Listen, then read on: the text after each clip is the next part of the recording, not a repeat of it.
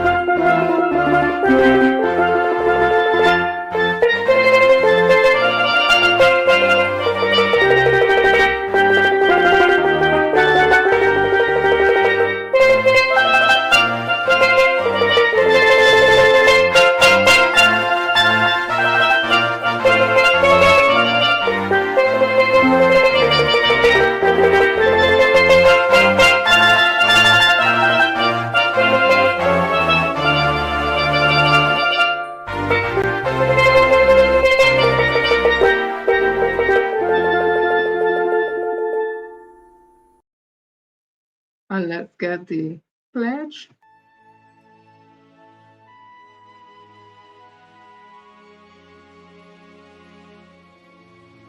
I solemnly pledge to dedicate my life to the service of my God and my country.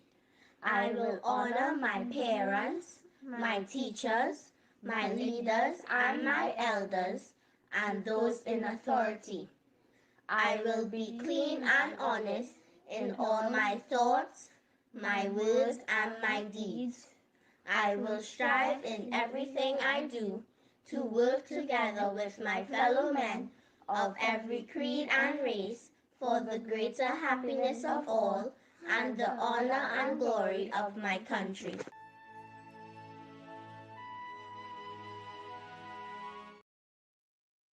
So, peeps, you know, we always like to start with some historical things and things to stimulate the mind, to show us some Black history, which is important because a lot of people don't understand our history. So let me just get it there.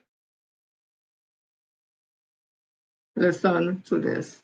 He started with a lie. A strategic, brilliant, calculated lie that changed everything. George Johnson walked into a Chicago bank in 1954 asking for $250. The answer was no. 3 days later, he walked into a different branch. Same request. But this time, he had a different story. He told them the money was for a vacation to California, a family trip. This time, the bank said yes. With that $250, plus $4 from his own pocket, George and Joan Johnson founded Johnson Products Company in Chicago, Illinois. According to historical records, they were about to revolutionize an industry that had completely ignored an entire market. Here's the thing about 1954 America. Black consumers didn't exist in the eyes of major corporations. Revlon wasn't making products for black skin. Maybelline wasn't thinking about black hair. The beauty industry had written off 10 million black Americans as not worth serving. George and Joan Johnson saw that gap and saw an opportunity.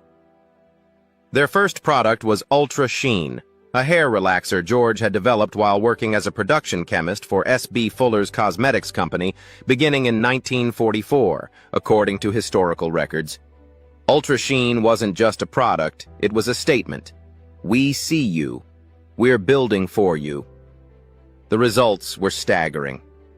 According to Black Enterprise magazine, by 1960, just 6 years after founding, Johnson Products was dominating nearly 80% of the black hair care market in the United States. 80%. They went from a basement operation to market dominance in less than a decade. But success attracts competition, and it attracts scrutiny. In 1976, according to Federal Trade Commission records, the government mandated that Johnson products clearly label ultra-sheen packaging warning about lye, which could cause burns and eye damage if used improperly. Here's where it gets interesting. Revlon, the white-owned company that had started copying Johnson's products, wasn't initially required to follow the same rule. George Johnson called it an absolute assassination of his product. And he wasn't wrong. The FTC was enforcing standards differently based on ownership. Then came the cultural shift that actually saved the company. In the late 1960s, the Black Power movement exploded. The Afro hairstyle became a symbol of Black pride and natural beauty. Suddenly, hair relaxers weren't as popular. Most companies would have panicked. Johnson products adapted. According to the Smithsonian Institution, they created the Afro Sheen Blowout Kit, a product specifically designed for natural hair. The company understood that staying relevant meant evolving with their community. In 1971, Johnson Products became the first Black-owned company ever listed on the American Stock Exchange, AMEX, according to the New York Times. Think about that. The first. Not just in hair care, in any industry. They had shattered a ceiling that most people didn't even know existed. By 1976, according to Crane's Chicago Business, the company had reached $40 million in annual sales with 500 employees in Chicago and a factory in Nigeria. They were global. They were powerful. They were untouchable. Or so it seemed. Then came 1989. George and Joan divorced. According to court records, as part of the divorce settlement, Joan gained control of the company while George stepped back. Their son Eric became CEO in 1988, but by 1992 he had stepped down, reportedly due to poor relations with Joan. In 1993, Joan made a decision that sparked national debate. She sold Johnson Products to IVAX Corporation, a white-owned company, for $67 million in stock, according to Crane's Chicago Business. Black Enterprise magazine ran a controversial cover story asking, should black businesses be sold to whites? It became the question of the moment. But here's the full story. Joan retained 54% ownership of the company. She didn't lose control. She strategically monetized it. And according to her son Eric, she monetized the company, which was a very intelligent thing to do at the time. The company changed hands multiple times after that. In 2004, Procter & Gamble acquired it. But in 2009, according to multiple sources, an African-American investment firm purchased Johnson Products and re-established it as a black-owned company. Once again, George and Joan Johnson's story isn't just about success. It's about what happened before success even became possible. It's about seeing a market nobody else could see. It's about lying to a banker and building an empire anyway. It's about adapting when the culture shifted. It's about a black man becoming the first black businessman to own a publicly traded company on Wall Street. But here's what most people don't know. George Johnson also founded Independence Bank in 1964. He became the first black American to serve on the board of directors of Commonwealth Edison, one of Illinois' largest utility companies. And Johnson Products sponsored Soul Train, making them the first African-American company to sponsor a nationally syndicated television program. One $250 loan. One lie about a vacation. One man and one woman who understood their community so completely that they built something that lasted for generations. George Johnson passed away on March 31st, 2024, at age 97. Joan Johnson passed in 2019 at age 89. But Ultra Sheen and Afro Sheen still sit on shelves in stores across America. Their legacy isn't just in the products, it's in the blueprint they created for black entrepreneurs. See the gap. Build for your community. Adapt. Persist. That's the Johnson Products story. That's how you build a cosmetics empire from $254 and a lie that turns into truth. Comment below. If you had that $250 in 1954, what would you have built? And more importantly, what are you building now? Like this video. Share it with a young entrepreneur. Subscribe to Ikamefuna History TV because these stories matter. These are the blueprints for Black excellence.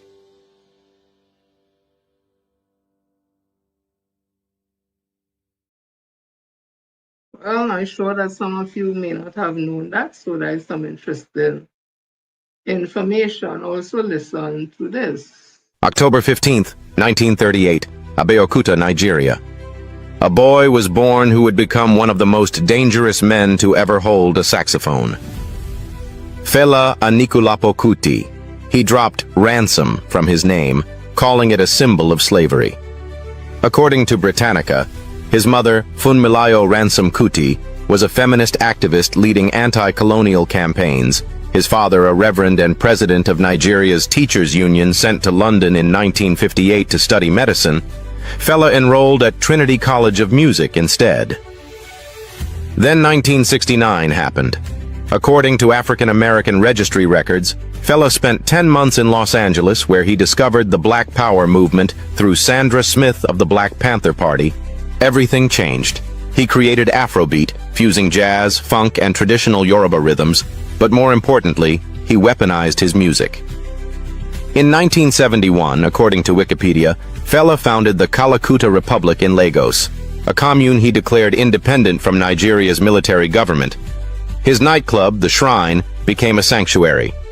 Then in 1977, he released Zombie, a direct attack on the Nigerian military.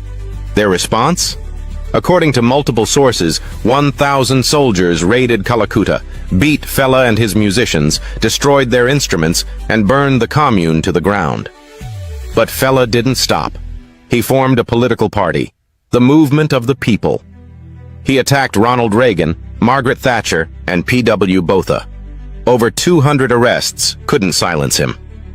On August 2nd, 1997, according to Britannica, Fela Kuti died from AIDS complications. Over 1 million people attended his funeral. The Nigerian government tried to erase him. Instead, he became immortal. Subscribe to learn the revolutionaries who refused to be silenced. African history, listen to this one.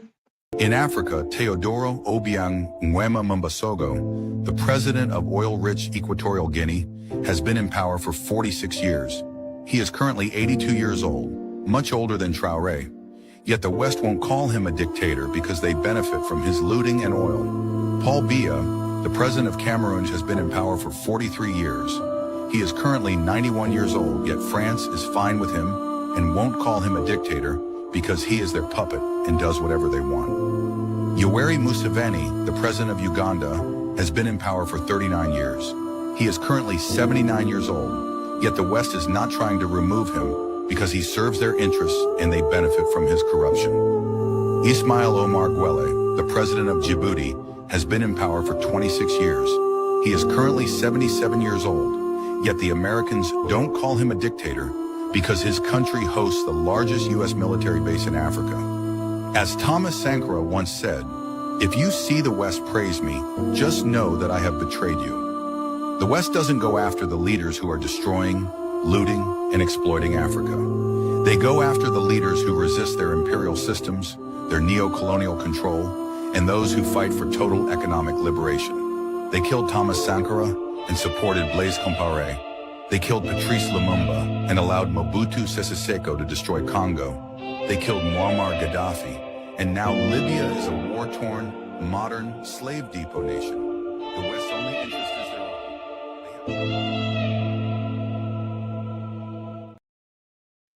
People never forget our history. Pick sense out of nonsense.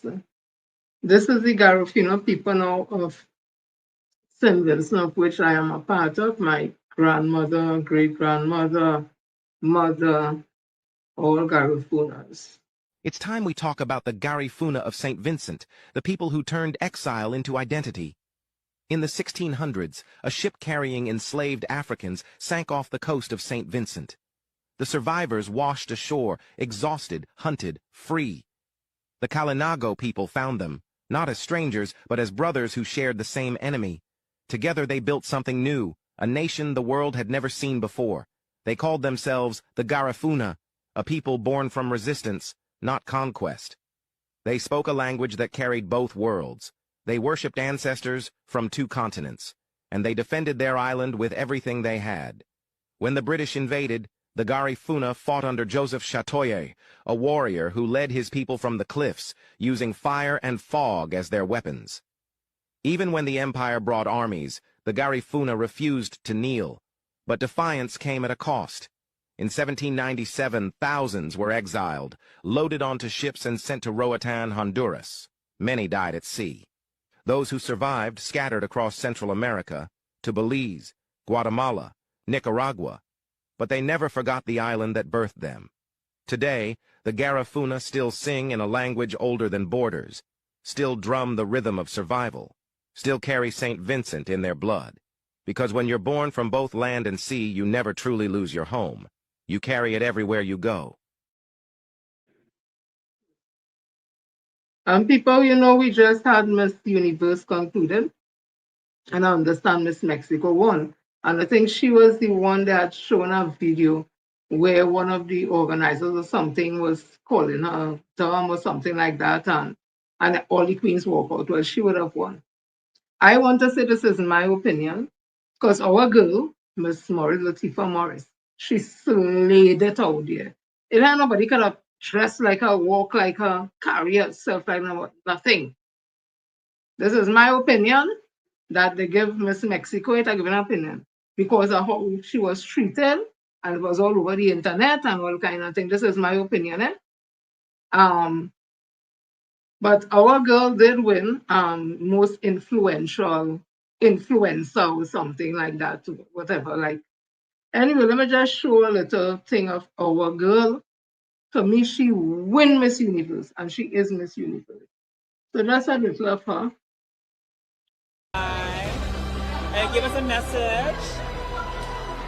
How are you feeling tonight? I am feeling pumped and ready. I'm a bit, tired because we had a long day today at rehearsals. But we have been pouring in our heart and soul into this incredible production, incredible show for the fans for tomorrow. And I'm so happy and excited to see, for you all to love our presentation tomorrow, God's will. Can you give us a hint with the national costume? My national costume is a representation of myself.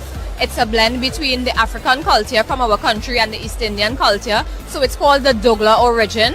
So that is what my costume is about. I posted it on my Instagram page. So there's a sneak peek of it.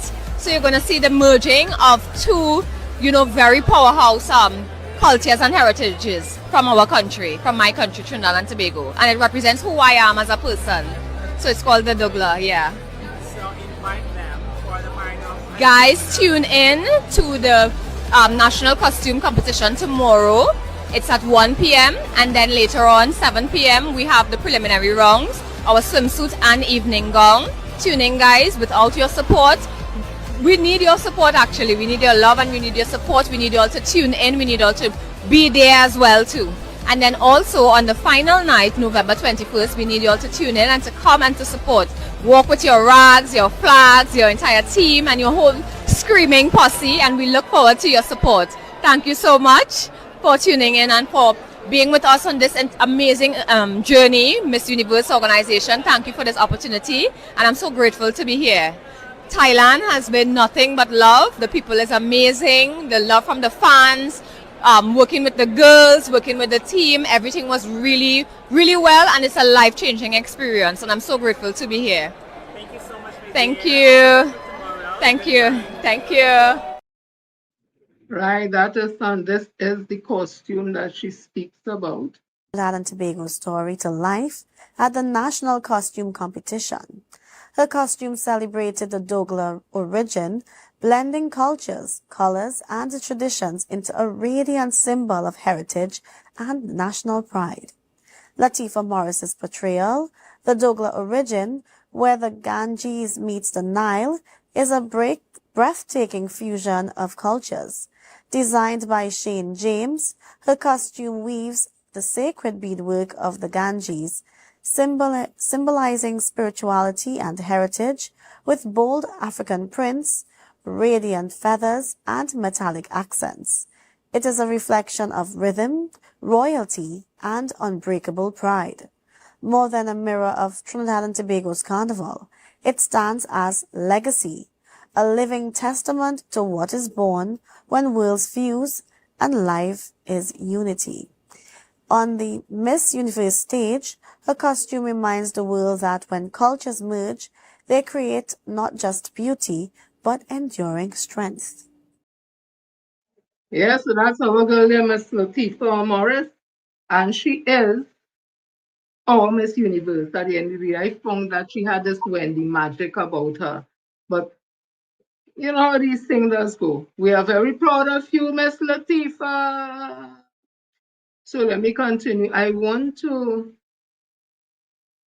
my former supervisor, her dad,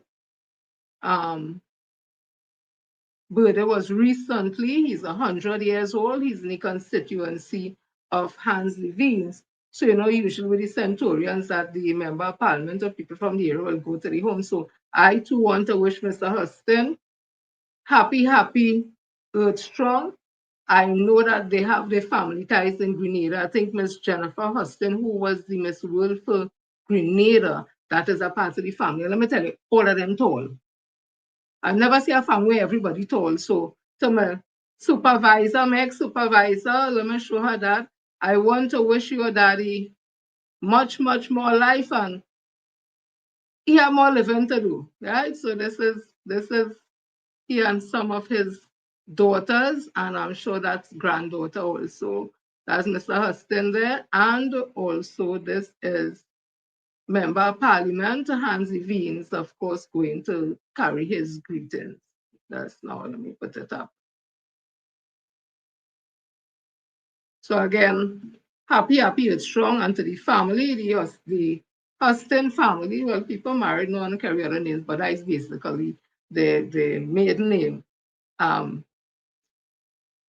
Thank you all for keeping Daddy still, man. Keeping Daddy up, Daddy look good. 100, So I just wanted to give that shout out there. I can't play the normal birthday thing because Daddy might be able to get up and do that dance with me. But again, it's good to see. It's good to see the elders. Yeah? So let me continue.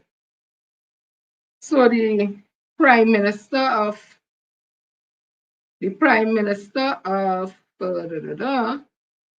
think it's Antigua, Prime Minister Gaston Brown, he would have written to President Donald Trump. And this is what the letter says. I need to open it up because it's on my phone. So it's the government of Antigua and Barbuda. Queen Elizabeth Highway, St. John, Antigua, the 18th of November 2025. President Donald Trump, President, United States. Mr. President, I write to you in a spirit of friendship, conscious of the long history of cooperation between our two nations and of the deep ties between the United States and the Caribbean. Those ties have endured because they are rooted in mutual respect and a shared belief that peace is the surest guardian of prosperity. The Caribbean has long insisted on being a zone of peace, not as a slogan, but as a solemn commitment to our people. In a world increasingly rattled by conflict, our region has been one of the few places where calm seas still offer respite to the global community. We earn that peace daily. We defend it collectively, and we look to our closest partners to help preserve it, not endanger it. Mr. President, the economies of our small states are fragile vessels. Tourism is our principal engine of growth and the lifeblood of our society. A hint of armed confrontation in our waters reverberates instantly through hotel bookings, airlines, foreign investment, and the livelihoods of hundreds of thousands of families. Military action near our shores, even if never intended to affect us, will cast a long shadow over an industry from which recovery could take years. In addition, any conflict that curtails the flow of maritime traffic in the region will undermine our food security. For these reasons, I urge you to follow your instincts, which, as far as I have seen, are rooted in dialogue and negotiation. President Nicolas Maduro has publicly signaled willingness to talk. Dialogue may be slow, imperfect, and frustrating, but as you know, it delivers fewer sorrows from the alternatives. Antigua Barbuda stands ready to support any diplomatic efforts that lowers tension and opens channels for constructive negotiation. Our only aim is to safeguard the peace of our neighborhoods and ensure that this region, your near shore neighbors and long-standing friend, remains a zone of peace and stability in turbulent times. I offer these views from a partner committed to the well-being of both our peoples. We value the United States as a friend and as a force for good. We ask only that this friendship be shown in the steady work of diplomacy. With my great respect, Gaston A. Brown, Prime Minister, Antigua Barbuda. Why he is doing that, the Prime Minister of this country, she pumped up for war. She pumped for war. So I'm seeing here now another Prime Minister, and this Prime Minister is Dr. Ralph Gonsalves, who has come under, some people would say, undeserved scrutiny. And some people are saying, is it because that he faces elections on the 27th of November, if there's some type of interference into this issue?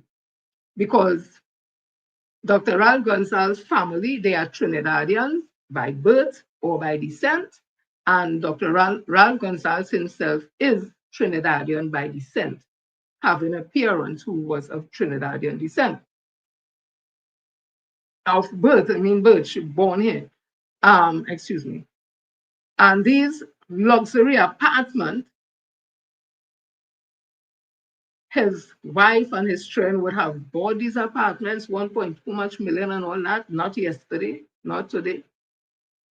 And all of a sudden, as Annie Roberts and UNC is in office, Annie Roberts, who is a junior minister in the agency, would have gone through people's files, personal files, to find something on them and has published. Now, this is a prime minister, his wife, and children. He published all the issues and all that, and making people feel as though there was some type of collusion for these outsiders to get property in this country, and that they got it at a subsidized rate, not telling people the truth, that the houses during that Mr. Manning would have built, that was about 90-something% completed when the UNC came into office in 2010. It was designed as subsidized houses for low-income earners, but they took those apartments and turned them into luxury apartments, carrying up the cost by millions of dollars, putting in swimming pool and this and all kind of stuff that the HDC could no longer sell those or rent those to the low-income earner, persons who have their name on the list in HDC who would apply for houses. They could no longer sell them now because the prices they would have to pay as a down payment and the monthly rental or the monthly mortgage would have been far outside the reach of the low-income earners. They don't talk about that part.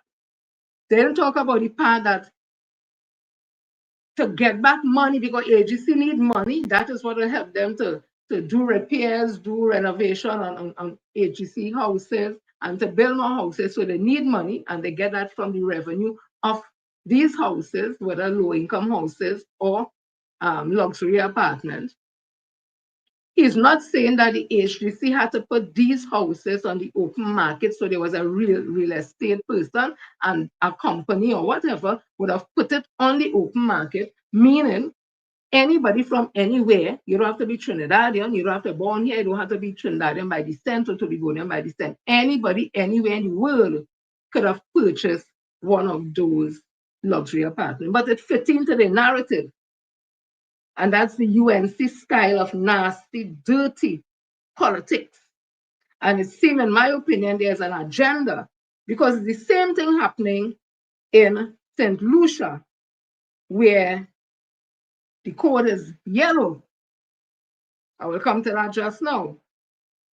So this is an article, Guardian News, by Dr.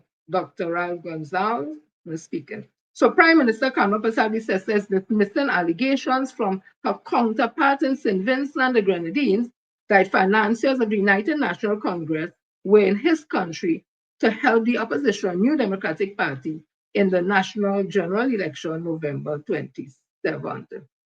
Right? Speaking at a Unity Labour Party political rally in Canawan in the southern Grenadines on Wednesday evening, Dr. Ralph Gonzalez publicly aligned the UNC financiers that they were in the country and were following the election. The money men. Many of the money men behind the UNC have an interest in St. Vincent and the Grenadines, Gonzalez said. And he said some more. But let me play the video with him talking, right? Let me play the video. I want to say I have family in St. Vincent. Excuse me. And I called them recently. And they confirmed that if you see money, they don't know where the opposition get all that money is. Money running like water in St. Vincent now. Promising the young people, just as they did in Trinidad, higher paying jobs. The business sector, lower taxes. Same template at the UNC in Trinidad. The opposition, who wears yellow also in St. Vincent, it is alleged they're doing the same thing. Right? So listen to Dr. Ralph Gonzalez. The money men, many of the money men behind the UNC have an interest in St. Vincent and the Grenadines. And they are prepared to send operatives here. And I want to tell you that right now as I speak, operatives for the UNC from Trinidad have come here. And they're here right now as I speak. Don't be surprised if you see one or two foreign faces following Ralph's meetings around. Don't be surprised. And why do these United National Congress Trini financiers want to come here to see if they can topple this government and have the NDP in office? The matter is simply greed, money, land and property. They have seen that we have built a port and the NDP says they want to privatize the port. So they want to come and own the port. They want to come and own the port. Well, the only way you can stop that is to mobilize from now until election day.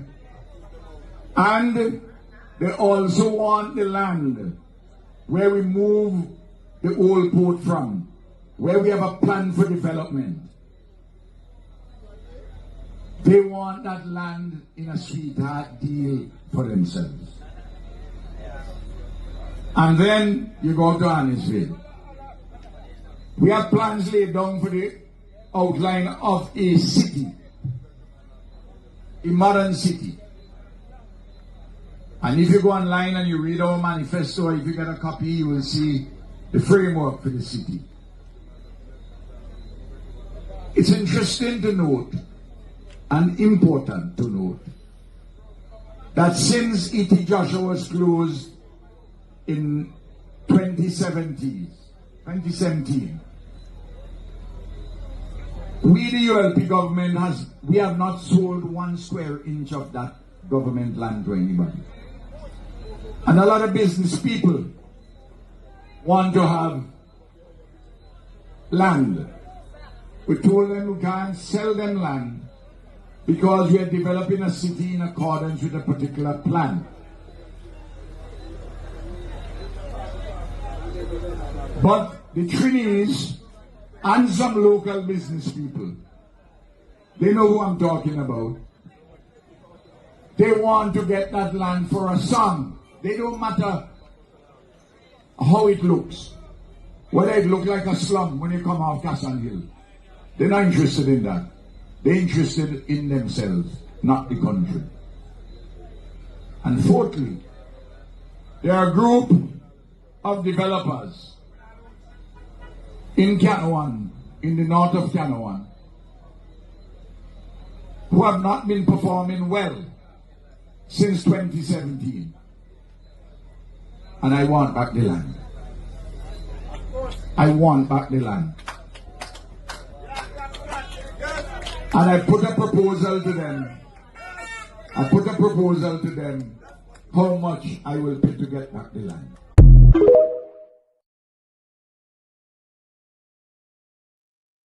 So, the drunk racist Prime Minister Trinidad and Tobago, Kamala Persaud, she responded. And this is what she would have said. This is CTT News. Prime Minister Kamala Persaud, SC, that she gets herself, I remember that, says her counterpart in St. Vincent and the Grenadines, Dr. Ralph Gonsalves, should focus on accounting to his people for his 24 years in office rather than on the National United Congress. In a social media message on Friday, Prime Minister Persaud says rubbish claims from the St. Vincent and the Grenadines Prime Minister that UNC operators are involved in his country's general election and are motivated by access to land. She categorically refuted and rejected the allegation and asked Prime Minister Gonsalves to identify the UNC persons he claimed are in St. Vincent or stop gaslighting his citizens. I want to bring this back to your attention. This is Karen Teixeira. And this is what Karen Teixeira had to say. She was speaking about Victoria Keys, and then she went on and said some other stuff. Houses, they included all of it in the article. Ralph Gonsalves is one of the people who has a difference of opinion with the Prime Minister with regards to what it means to be a zone of peace and the American action in the region. So he has his elections coming up in November. That's what it is. And now you're throwing this out there. But I'd just like to point out your analysis there.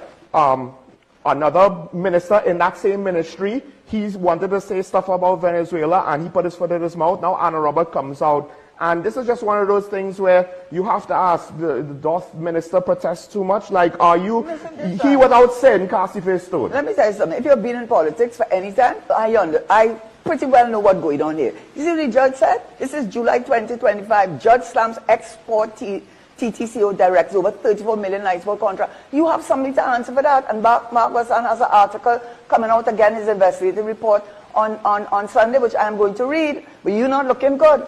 And the other thing too is, and I know this is a fact, this is not hearsay, I know this is a fact, because I'm telling you, I have very, very, very close relationships with St. Vincent. And and I know as a fact, when Mr. Pandey was going up, that there were people in the opposition to Ralph Gonsalves who were working with the UNC in St. Vincent against supporting Mitchell. I'm not asking you, I am telling you I know it is a fact. It is so closely connected to me that I can say it without fear of contradiction. And Ralph Gonsalves understands that is what is at play too. It's not only the zone of peace, it's the politics. They're trying to throw mud on him, and so the hope some of it will stick. Because right now, elections are going on this, and he's probably going to win again. He's very, very popular, regardless of what you think of him. And that's what they did. They're nasty tricks. I know that as a fact. Rented houses for UNC supporters. I am telling you without contradiction. That is what was happening on the pandemic. And the final thing I will say on this matter, which is, I always think sometimes things happen for a reason. It may not, but it goes to his character. It goes to his character and his family's character. And this is not hearsay, this is my personal experience. When I was growing up in Dabadi or Mira, I must have been very naive about the Roberts family. I had done a legal opinion for the Roberts family in probate. I knew his brother, who I taught, not only taught him because he was in my lectures, but he was in my small tutorial groups where you get to know them better. I also knew his brother's wife, who was a student, and I got very close to her. And I actually helped her with whatever, with trying to get a job to stay here. And I also know that she would come and call me for advice, and I was very close to her. I was invited to their wedding. I was invited to the wedding down in Chagaramas. Yeah. So that is Karen Nunes Fischera there, confirming that under Mr. Pamela time, UNC operatives were down there, trying to help the opposition in St. Vincent for the election. So where's the fun now? But I saw this video coming out of St. Lucia, it appears, and you all tell me what you think, because I'm kind of still wondering. So let's see how it goes, and then I will say what I need to say after.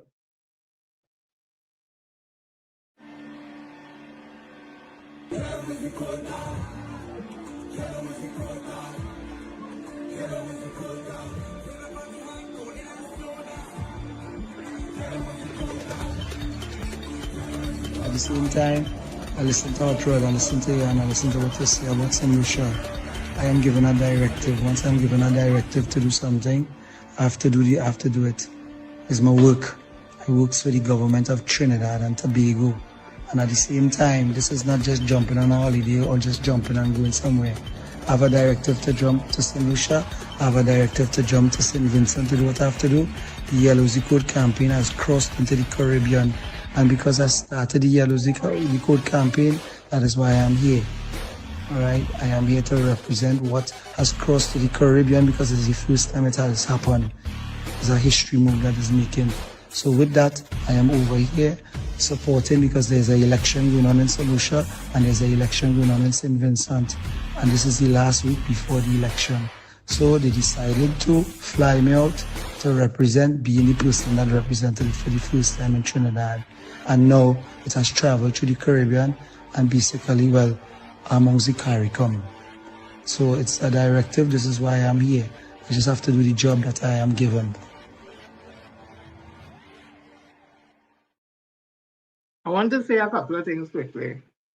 I don't know if that is the voice of that individual, that is the counselor from somewhere down south.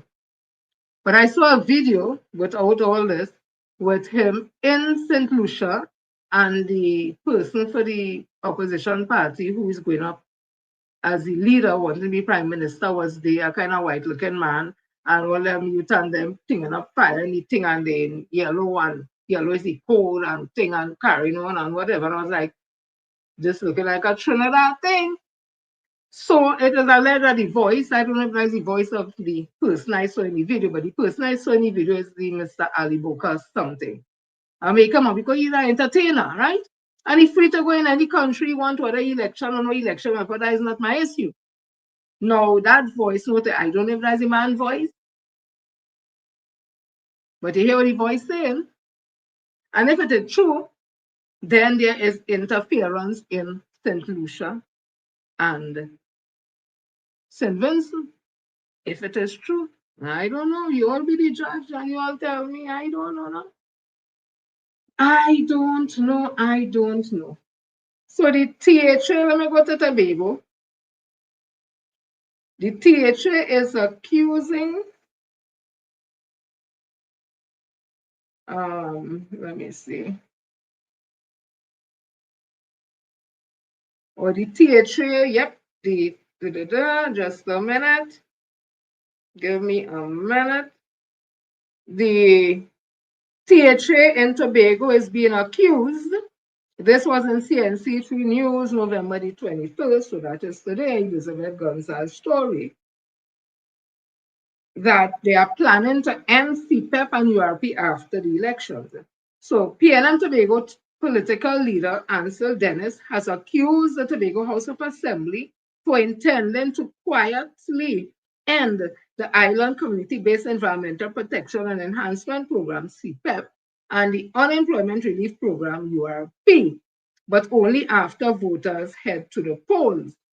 Speaking at a political town hall meeting in Calder Hall last night, Dennis claimed the current TH administration intends to stop those programs, but is delaying the move for political survival. My information is that they already agreed on it and they are going to stop the programs, but they want to wait until after the elections because if they stop the program now, obviously they are going to lose some votes, he said. Dennis said a PNM-led THA will maintain both social employment programs and, if necessary, fund them directly from Tobago's allocation. The PNM's position is we started those programs. We will ensure that CPEP and URP will continue to be funded by the Tobago House of Assembly allocation, he added. However, last month's Finance Secretary, Petel Ann Roberts, confirmed that both programs will continue, stating that the Assembly plans to make CPEP and URP more sustainable, efficient, and productive. Isn't that what they were trying to do with it in Trinidad? And they sent them 10,500 from CPEP and how much hundreds from URP? Could they be trusted? That's the thing Tobagonians have to ask themselves. So listen to Mr. Anthony James, is it? On Farley. Do you think Chief Secretary Farley Augustine should have accepted the bills that were brought to Parliament under the previous administration? What's your view on that? Undoubtedly, the rejection of the bill by him and the TPP as a whole, it was the greatest act of betrayal to the people of Tobago in the history of the people of Tobago. That. Yeah? He ain't need much money because he's very outspoken.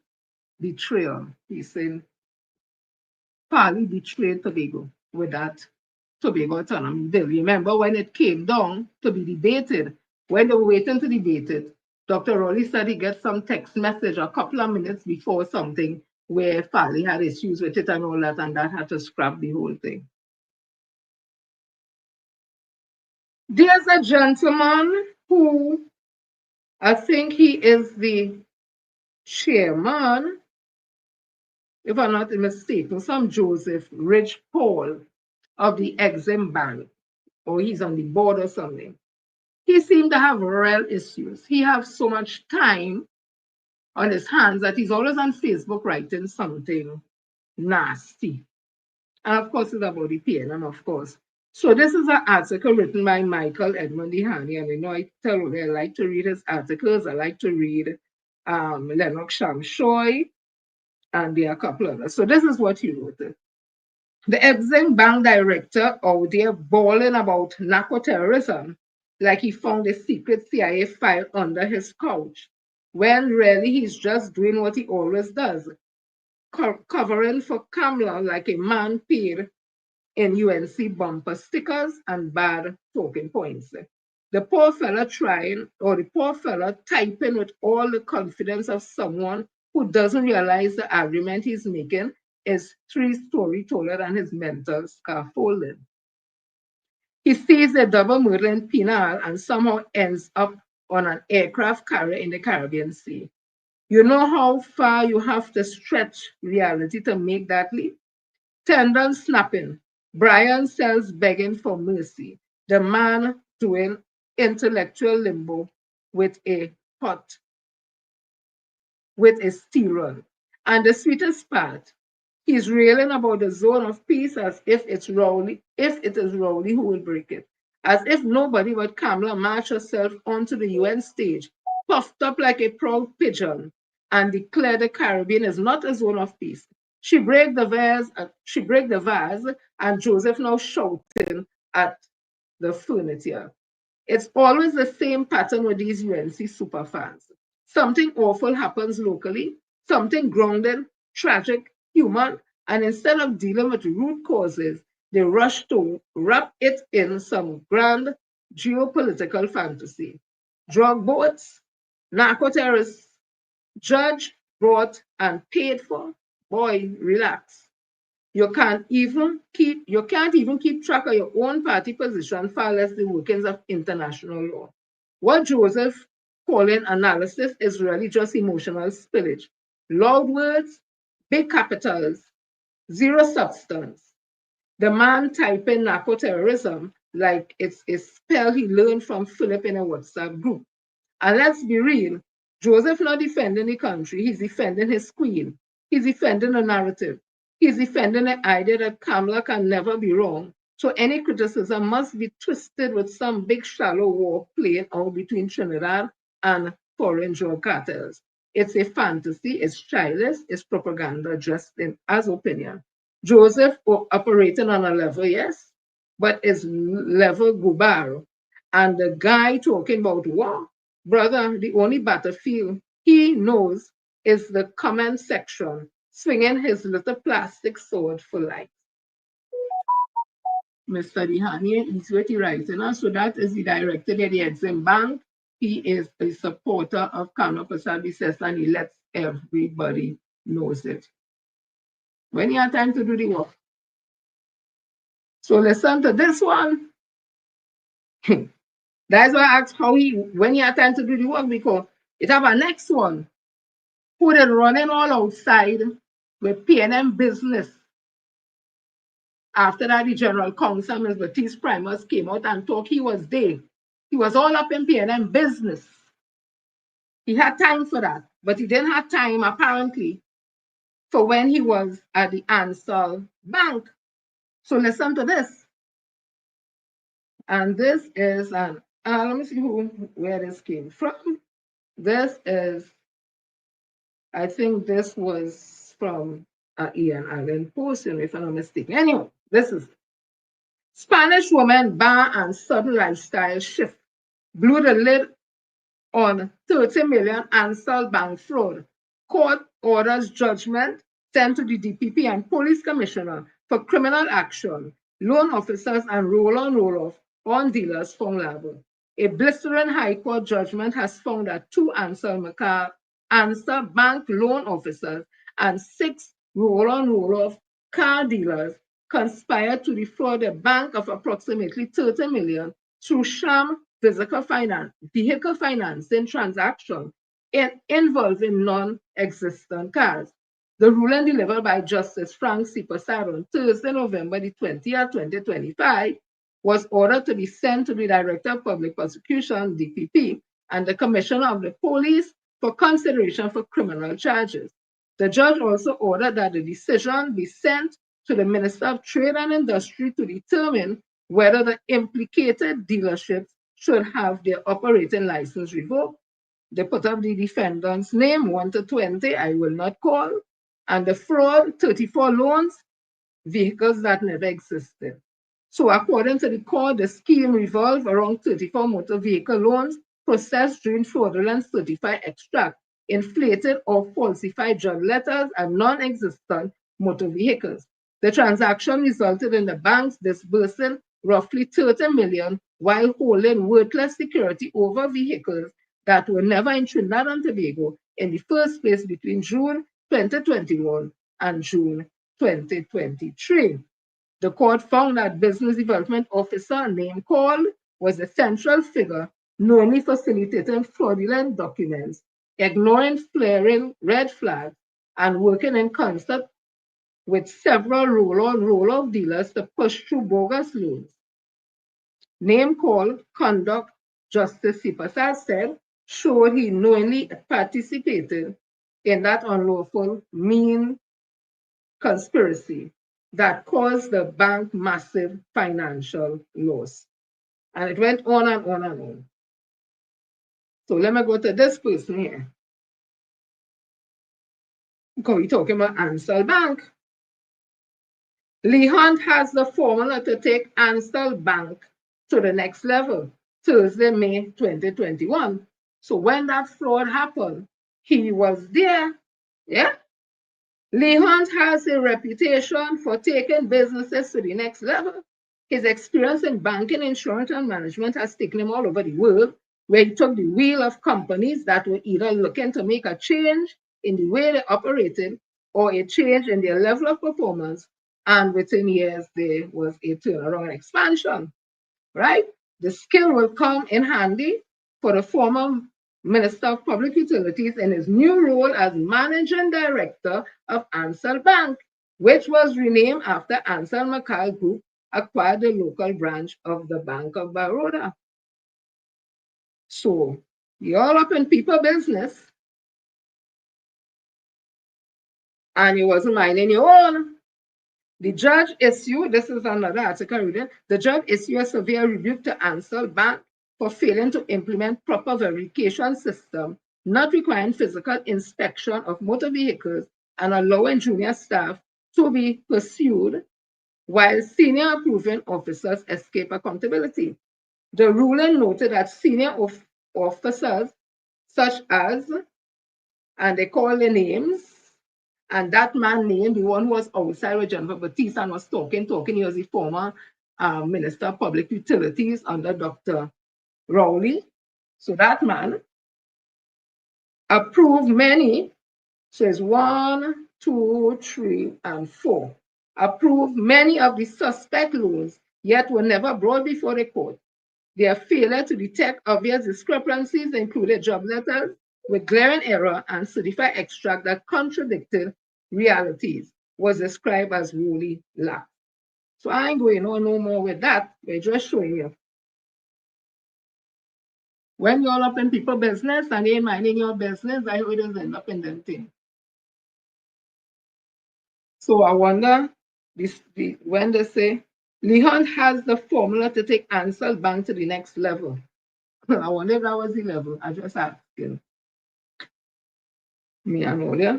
So this government is intent on bringing cars where nobody wants,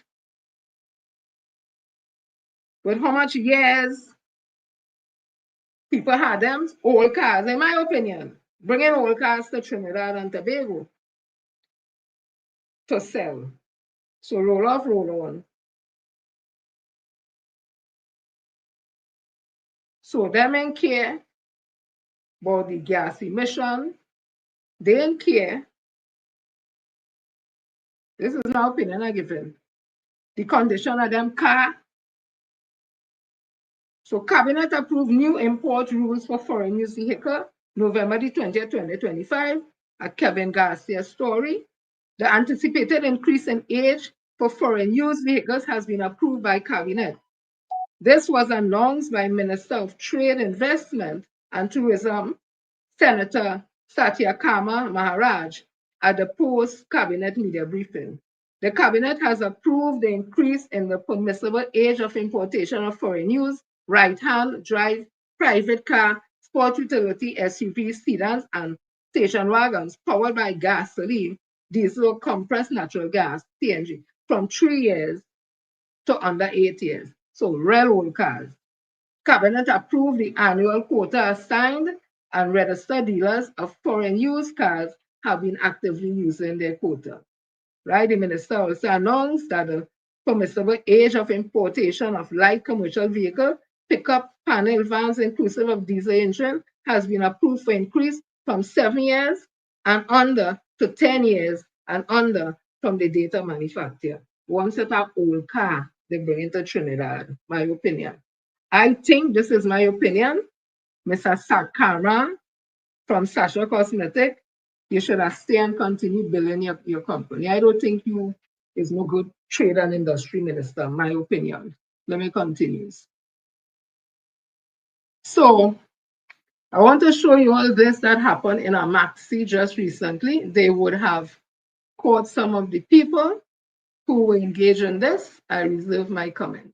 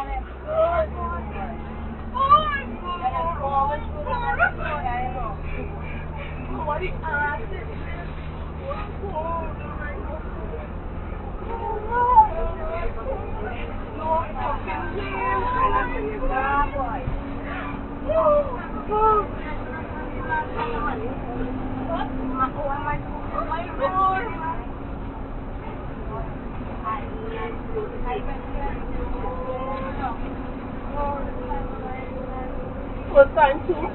I shake like I need. I never been through it. Never. You need the freaking police and let me go see them on the road. Ever in my life.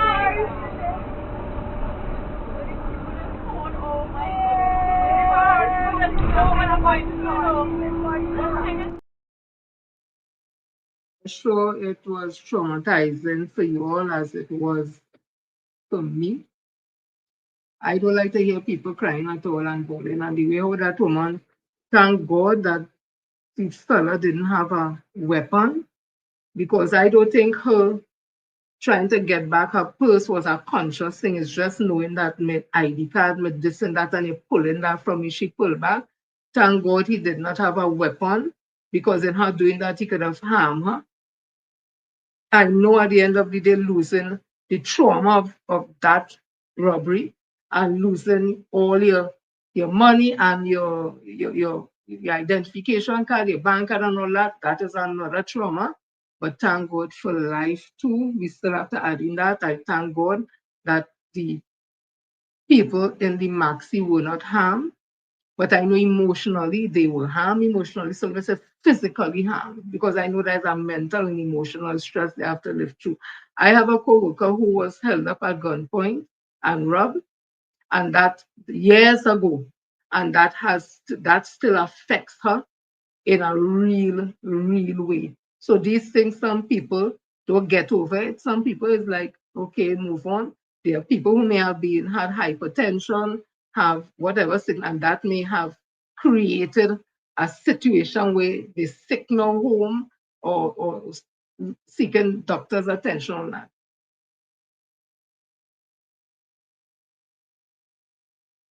What is causing this? I wouldn't go into that now. That's a whole next discussion, in my opinion. But I'm saying at the end of the day, it is wrong. It is wrong. It is wrong. And I hope everybody in the maxi, who are there in the maxi, that they get whatever help they need to get them through this. And so the Minister of Transport, who something like that happens, you should be on top of it. Because the bus route and all them thing is a party thing, all them maxi, all that. Listen to him in this. Let me tell you something. And these people, it was Rohan Sinanan, they had asked that question, or I want to know, using Minister of Transport, how you know? So you don't care. You went down and said all kind of things, you would ask them, listen to this. Minister Zakur, as we spoke, as MP Morris spoke about crime and going down, we saw on the bus route a video. I don't know if you saw it at all, but there was a robbery that had taken place on in a red band maxi. Persons were robbed. It seemed to be an aggressive altercation, and it's gone viral, of course. Any comments to apprehensive people? I spoke to one man who said he uses the bus route on a daily basis. He travels and he's afraid.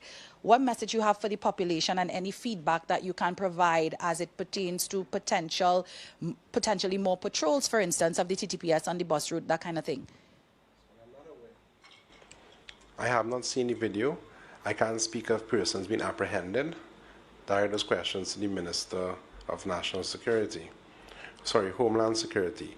But regarding on the bus route, the transit police, the traffic wardens, and other authorities do patrol very often the bus route.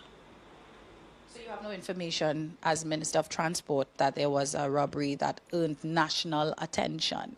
At this moment, no, I have not seen the video, ma'am. Look, they would have called Rohan Sinanan incompetent, uncaring, all kind of thing. But as a little Syrian man, so it ain't no problem. He say, you know, not more it, and like I said. So you all know that Kamala Prasad Bisesar's racist, drunk prime minister. Again, I am saying that and calling her that based on information out there. I ain't just make up that. Drunk is a word that has been going around. I ain't see she's come out and say she don't drink. Racist, if you could fire 10,500 CPEP workers, URP workers, reforestation workers, large percentage of them is African people, East-West corridor. You could underfund the corporations that are PNM Corporation, while you give the corporation that is UNC millions more than you give to the corporation by the PNM. These West corridors, a large percent of people African descent. I see that as a form of racism. Right? So she has given her AG some type of directive to treat with noise pollution. And nothing wrong with that in the sense because yes, we must keep it under a level, but the EMA should be a big part of that. Them is the one that's go and check noise level and all that. But when you start to talk about noise, and them who is the one, when I say them, not particularly her, but them is the one that says steel bar is noise, the truck is noise, set is noise. Carnival coming just now. You don't start to stop fetting all these sporting facilities as if they just take place on the sporting ground itself. You stop that, people don't buy ticket and thing, you have to look for alternative place, you're cramping down. But I understand the people who just have their masks down in the dome, or the so-called dome down in the thing. The days, them don't secure the days already. So them inside the Goomba, what about everybody else? So because of that, there has been a conversation about Carnival and the impact that new legislation could have on Carnival. I see Woodbrook residents come out and they're talking about the noise and the this and that, but they also caution the fact that yeah, they could fix the thing because in Woodbrook it have plenty still and it have Boogsy and them, phase 2. I think it have Invaders. Who again it had on the boy? And some other thing. Them areas wrong they see. And you know, steel pan when they're practicing for panorama is late in the night, 1, 2 o'clock, because at the gate, and when they coming close to finals, they get in as the next thing. So will they be calling EMA or calling the police for people from Exodus? Not Exodus, no? From phase 2, from Invaders. And when they go in Tanapuna now, you have Exodus. When you go around the bridge, they have Massey, All Stars. You have Despers. You have Renegades up here, so, which is in a community because there's a Shepherd Court right around them there. Is it now somebody could call, and so many other still along in the south, who I'm sure are in communities that houses are wrong. Is it now they're going to be calling the police because of the pan practice? Because they like to say it's all noise. So let me see how this thing works out. But I know they come in at steel pan. They come in at anything that African people takes part in a large majority. They come in to stop that. To me, I'm seeing institutionalized racism. So Rushton Parry would have said in the Express, oh, well, let's stop fetting Bricks, Hilton, Ambassador, Chancellor, Cascadia, and all the other places around. When it had thing in Queen's Hall and the car park, will they be stopping now because them thing is nice? Okay. Will they be stopping Cambule? The reenactment of Cambule? Could I have drum? That have the whole works that tell our story of how we fought for the right to be on the streets, Carnival Monday and Tuesday, okay? So this is what Russell Parry had to say. They said 22 hours ago, but it's more by now. I'm not going to read the whole article. Carnival activities shape the income of thousands of lower-income citizens, yet most arguments are focused on noise instead of the people who depend on this season to stay afloat. Noise is a real concern, but the deeper problem is decades of poor planning. We built a world-class festival on top of infrastructure that cannot support it. If you want a modern Dubai-style future, then purpose-built cultural venues must be a part of the plan. Until then, noise will keep clashing with livelihood. Each year, the same tension returns. Residents in St. James, Woodbrook, Arima, San Fernando, and other busy areas complain about loud music from nearby venues. Their frustration is real. Shift workers need rest. Children struggle to sleep. Older adults feel unsettled by late night songs. Many families feel trapped between keeping peace at home and living in an area surrounded by high activity. But Carnival is also a lifeline to thousands. The vendors outside the savannah pays rent with Carnival earnings. The small food operator in Shogunas uses the season to cover rising grocery bills. The sound technicians, the decorators, the bartenders, the drivers, the cleaners, the security guard all depend on these events for income they cannot replace in those slow months. For many families, Carnival is not entertainment, it is survival. This conflict grows because our country has never invested in the right infrastructure for events of this size. We forced large gatherings into spaces built decades ago, surrounded by homes, narrow roads, and limited parking. We pack entertainment corridors into residential zones and then argue about why people are frustrated. The real issue is not Carnival. The real issue is planning. Countries that treat culture as industry build dedicated zones far from these dense communities. They design power access roads, proper access roads, shutter system, and song management into the construction. They also build for large crowds and year-round activity. Trinidad talks about transformation, but we still depend on a handful of urban strips to carry the entire weight of Carnival. So it goes on and that kind of thing, right? But also when the time is apparent developed societies, they have stadia and stuff right in residential residential spaces, and it's all about getting the community involved with the community spirit, business, and all that. So it could happen and it could work. We have to find a balance. Okay? So let me continue. I'm seeing Michael Manwaran, that's his name. I hope it is. Lord Father, why it's not opening? Open on the story, please. And it is not. What is happening here? Why can't I get to that story? Oh God. Hold on. Let me see. I can't read. Let's see. And I would have really liked to read it. So let me see if I can get it here quickly. Can I go to the source? It's Trinidad Express. Let me see if I can get it. Just give me 1 minute because I'd like to hear what he would have said. Trinidad Express. T I-N-I-D-A-D. I know people are anxiously waiting to hear my views on what transpired today with PSA. I'm commenting it. Don't worry yourself, Trinidad Express. You know I don't rush the brush. I take my time. Or I'm seeing that Gregory Aboud, fisherman on the sea, his US visa has been revoked. Some interesting times, some interesting times. Some interesting times. So let me see if I can get that story here.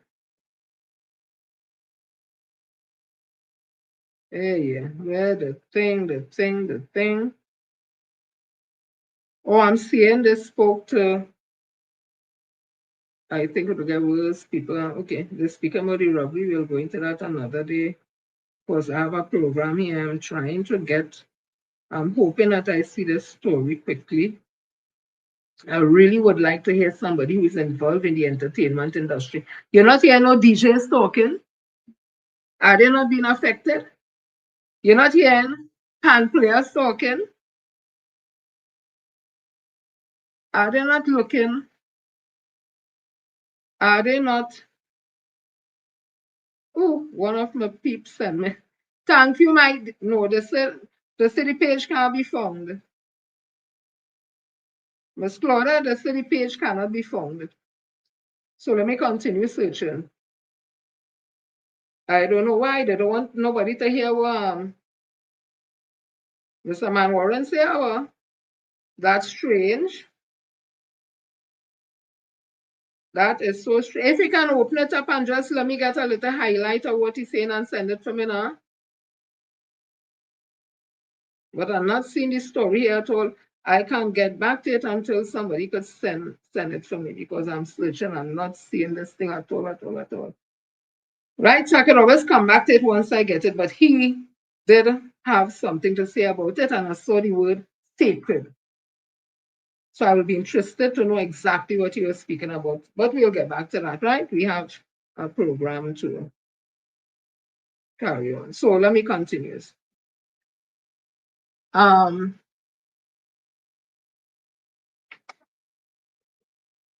I see that Michaela Pandey, who is the leader of the Patriotic Front, would have made some comments. And let me see what she's saying. And she, please open into a story. Open, right. So she is saying here, because I heard the Honorable Minister of Homeland Security speaking, I think it's him, about the US being here and pertain to crime and that kind of thing. I remember we under SOE, cannot be from here. I know that. Are we under SOE? We haven't had a crime plan, so we don't know if the crime plan is the SOE, and we don't know if the US Army down here, if that part of the crime plan, I don't know. So Pandey warns against outsourcing national security. This was CNC 3, November the 20th.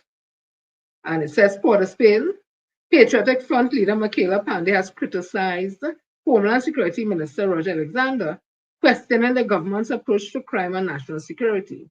In a Facebook post, Pandey said she was grateful if the minister's statement about foreign assistance were true, but warned that Trinidad and Tobago could not rely on external support for its safety.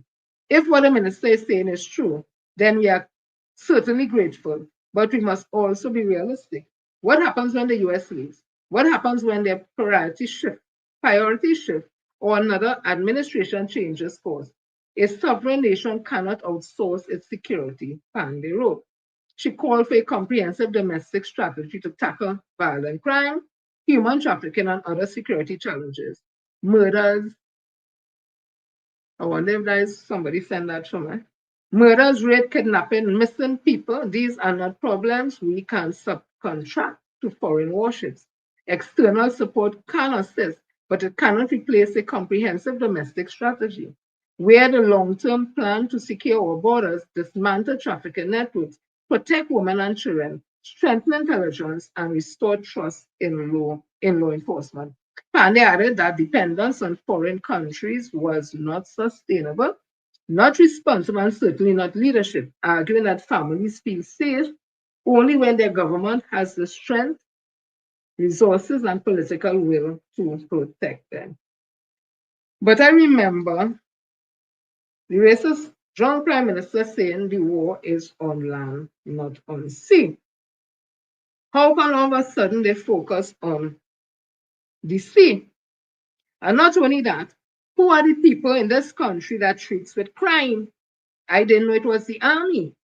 I know it is the police service. So how come the police service, is not the one that getting whatever training there is to be trained in intelligence and all that? So it's confusing where the UNC is going, and apparently they don't want nobody to question them on that. So I continue. Let me read you something from a gentleman, by the name it is a gentleman, Antonio Declan Ross, who would have said, a police state is a country where the government controls the population through an extensive police force or military characterized by excessive surveillance, limited political freedom, arbitrary enforcement of laws, and control over information. In a police state, citizens are subject to constant monitoring, and law enforcement agencies often act with little to no legal oversight, suppressing dissidents through a wide range of oppressive measures. Characteristic of a police state: one, intensive surveillance. The government monitors citizens' private communication and public activities, often using advanced technology. Two, limited political freedom. There is a severe restriction on political participation with censorship, a lack of free press, and no genuine political opposition. Three, arbitrary and excessive use of power. Law enforcement agencies have broad power to detain, arrest, and imprison individuals without sufficient legal process oversight. Four, control over information. The government tightly controls the dissemination of information through censorship of the media and internet and the propagation of state-owned narratives. Five, militarized policing. Police forces are often heavily armed and use tactics similar to military operations, blurring the lines between internal security and military force. Which of the points from 1 to 5 apply to Trinidad and Tobago under the SOE? How many will still apply after the SOE? Has the terms of reference for the current SOE been published? The preventative detention orders are being signed by a politician, and the entire process is being controlled by the political directorate. Prime Minister, Chief Justice, selected by the acting President Wade Mark. The tribunal selected by the CJ, the Attorney General, the ACIB under the AG office, the Minister of Homeland Security himself, a recent former senior police officer. Thus far, more than 100 have been detained under preventative detention orders, but less than a quarter of them have been charged, which means that the vast majority of them are being held under pre-crime, look it up, detention orders without charge. The multi-billion bill for these illegal arrests will be paid in future by you and me to UNC lawyers who are also politicians. Again, these are not my words. This is Antonio Declan Ross. I continue. So, Dr. Rudan Munilali, Honorable, is accusing Dr. Keith Christopher Rowley when he had his press conference that attracted 4,100 people for former Prime Minister. UNC does have press conference and they don't even have that amount of people sometimes. The opposition leader does have a press conference and okay. So this was in some right news, Trinidad and Tobago. I see Munilal says Rowley spreading political propaganda. Energy Minister Dr. Rudal Munilal has pushed back against former Prime Minister Dr. Keith Rowley, accusing him of spreading political propaganda and deliberately stirring controversy as part of his strategy to state his return to frontline politics. According to Munilal, Rowley is attempting to position himself as an alternative to what he described as a very weak opposition leader, Penelope Beckers. Munilal also dismissed claims that the government has been engaged in talks to sell Paria Fuel Trading Company or any of its assets. He stressed that such discussion never took place. There has never been any conversation about selling Paria. We have only ever spoken about reopening the refinery. So the issue simply does not arise, Munilal said in a series of WhatsApp messages on November the 18th. Reflecting on the company's history, Munilal pointed out that in 2019, the PNM government issued an RPF for the sale of Paria and then retreated quite sheepishly and embarrassingly. That's so said Munilal. And you know me, I have a hard time kind of really. You just want to believe the UNC, but you have a hard time doing it. They have a history of lying. No, it's not so far-fetched what Dr. Rowley has said. Because, for instance, the racist drunk Prime Minister Kamala Prasad Visesa had at the Diplomatic Center a big function where they showed the revitalization of Trinidad and Tobago, a big, nice presentation. I saw Ms. Julie John, credit to her. Ooh, lovely. And they were looking for investors to help with that, to fund it, because it's buildings here, buildings there, this year, all kind of things. Now we are hearing the chairman or the CEO, whatever they want to call it, of the board of First Citizen Bank, was the government bank, the government owned most of the shares there, who is also, I understand, the chairperson on UDICOT, is saying that First Citizen Bank is going to be funding billions of dollars for the revitalization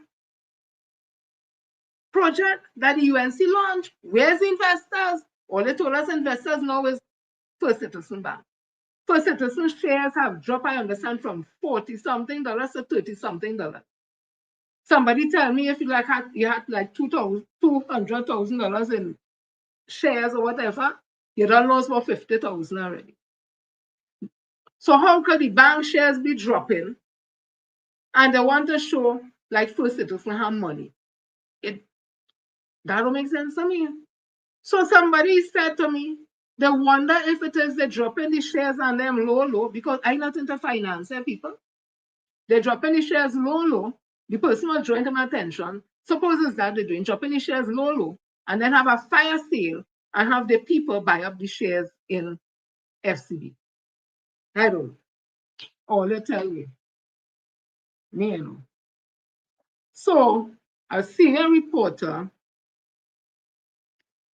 foreign reporter on this whole situation happening in our waters, well, the Caribbean Sea, and the whole thing with America going after narco traffickers, blowing up ship in the sea, or not ship, boats in the sea, and saying is alleging that they were drug runners, narco traffickers, and real cocaine and all that.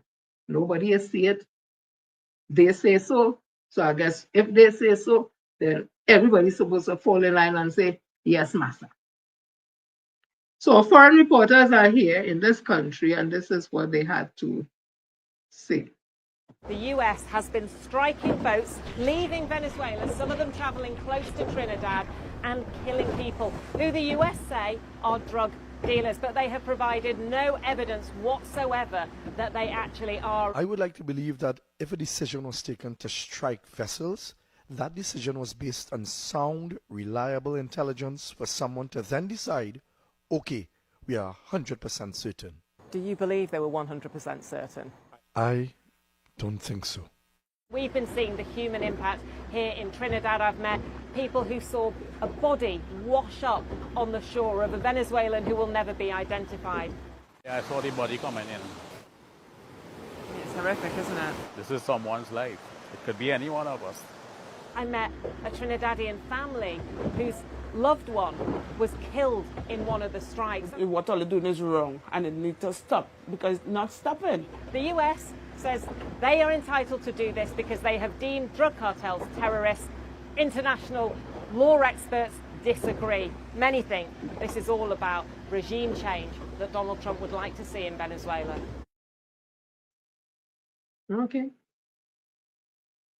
So they ask people on the street, do you trust Kamala Persad-Bissessar? This is what they had to say. Believe that they won't. We have no affiliation with that. I'm not necessarily comforted by anything the Prime Minister says. I don't believe that she is in charge. I believe there's a lot of higher geopolitical plays in the mix. And I also believe that the USS Gerald Ford has enough acreage to launch any attack. No, I am not comforted by that statement. Why? Because at the end of the day, she put herself in place with America, so therefore she is. That is against Venezuela right now. So any attack from the States will implicate us to Venezuela. So I am not comforted by her words. I find they're killing people too much. They're killing people too much. Young youths dying too much in the sea. People can't go out and catch fish. People hungry right now. Have no CPAP anymore. Right now, we will in a war zone. Just a matter of time. Just we got to go down in barrel and borehole to get breed. Yes, I'm comfortable with her word because she's an honest woman. To me, at this point in time, the PM need to come out and explain to the country exactly what is taking place, what deal was made between Trinidad and the US, and come clean the country and let me know exactly what is going on, right? Because people losing trust, and some people fearful. Yeah. One woman said yes, she could trust you. We don't know where they're going already. We don't know where that's all going already, right? I want to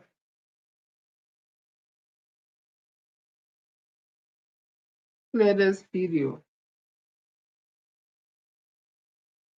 Bring back some memory. But what if I told you the Prime Minister's relationship with Washington goes way back to when she wasn't even in power?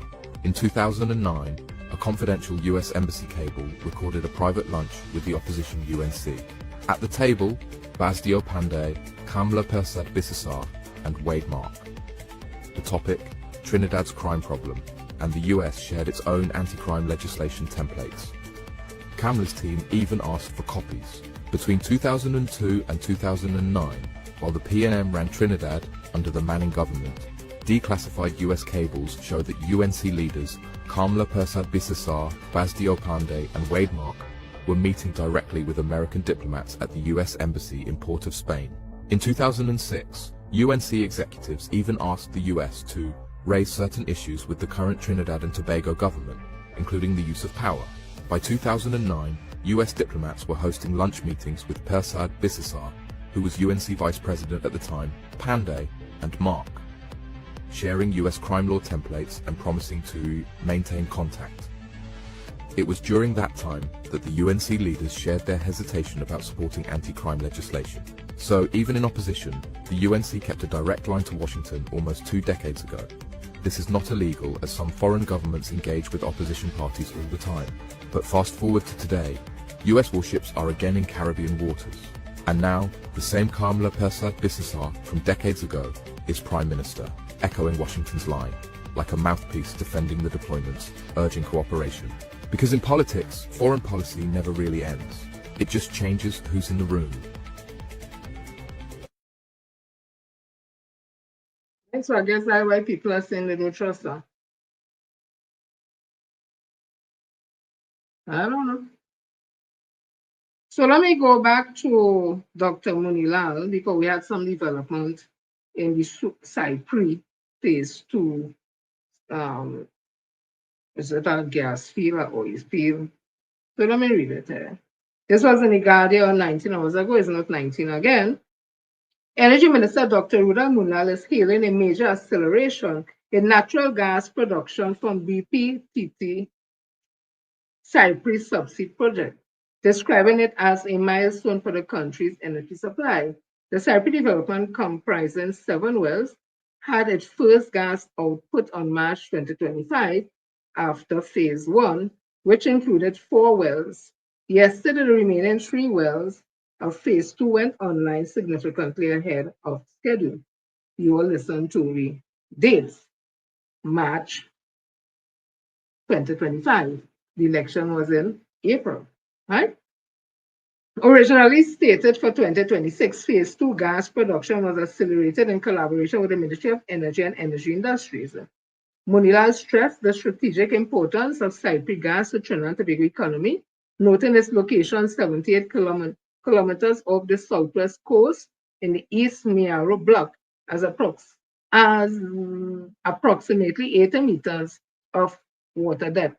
He added, at peak production, this would deliver 45,000 barrels of oil equivalent per day and more than 2250 million standard cubic feet of gas per day, which is more or less at peak production, a 10% addition to our national gas output.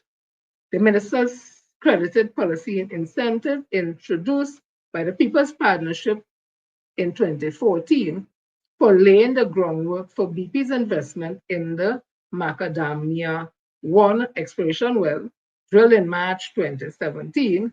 The exploration allowance, which had a sunset clause expiring in December 2017, also enabled the Savannah exploration well, which led to Matapal project currently in production. I want to read to the end because these are reasons why people don't trust the UNC. Munilal also dismisses recent criticism from former energy ministers saying, when we speak of establishing the legal framework for attracting and incentivizing investment, his claim of fame to the project is that he went to visit the pipes. In a Facebook post yesterday, Young stressed that, okay, so let me read what he would have said. Meanwhile, Munilal sought to reassure investors and the public about offshore security and operational stability. Many of them have been in dispute or conflict areas of the world and operate, and they are not at all disturbed by this. They have their contingency plan and so on. So there really is no high risk. The installation of security, we continue to work along our law enforcement ministers and partners, so that is not an issue that is before us now, Munilal said. So he's trying to reassure investors and the public about offshore security and operational stability. He calls statements from former Prime Minister Dr.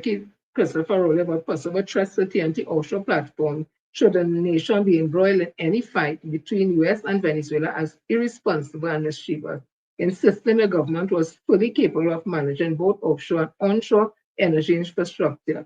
Yeah, right. The minister concluded that the acceleration phase 2 well combined with ongoing upstream project will provide a significant boost to TNT natural gas sector while ensuring continued revenue growth and energy security. Now, I'll tell you to remember timelines. PSA is under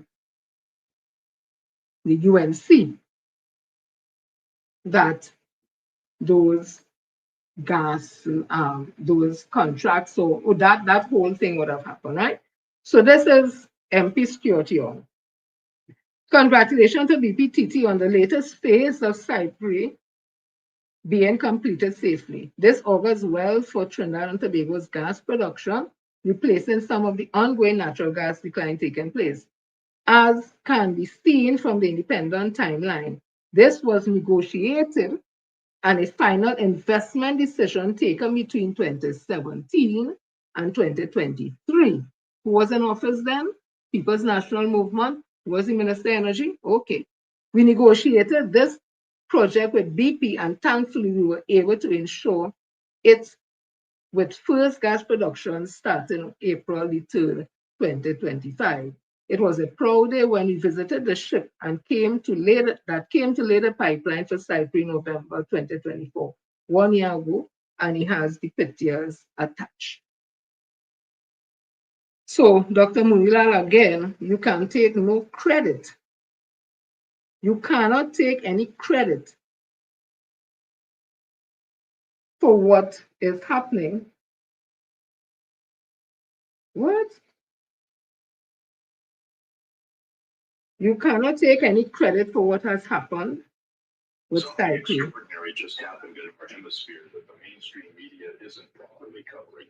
So that's not what? Shift in the balance of power right here in the Western Hemisphere.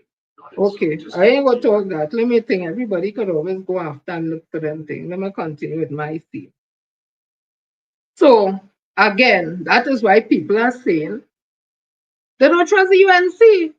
They can't come and tell us what's going on. It's really under the PNM and security and thing, but we here now and we will make sure.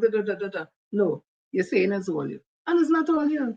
All they haven't done nothing, all they couldn't negotiate nothing. Kevin Ramnarine was a waste of time.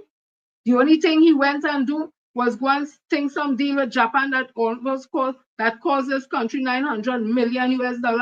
And if it wasn't for the same Stuart Young Dr. Oli who flew out to Japan to renegotiate that whole scene, we might have been in the IMF since for 2016, 17 anyway. All they can negotiate nothing. Nobody no boardroom. All they don't have the language to talk. All they don't have the look, nothing. When all they walk in the boardroom, all they saying orange, I'm saying apple. Nobody know all here. Come now, man. Let me continue the thing, yes? So,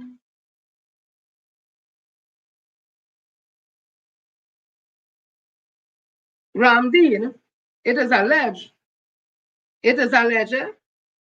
that Ramdeen was hustling or shaking down Nutrien, that the company that was here with the doing the oh gosh, like fertilizer and all that. He wanted, if I'm mistaken, them to pay some retroactive payment because he found the money that the PNM was charging them for down there, which parties and all that, too little and wherever, and he wanted money. The kind of money he wanted because they hear what's going on. That ain't making no sense at all. We gone. So he now said, and GL turn around with 99 million profit. I ain't to tell you, let me believe these people, you know. Me believe that some TTNGL, let me see. You just digest me. Other people could believe that is quite okay. So November the 19th, NGL turn around with 99 million profit.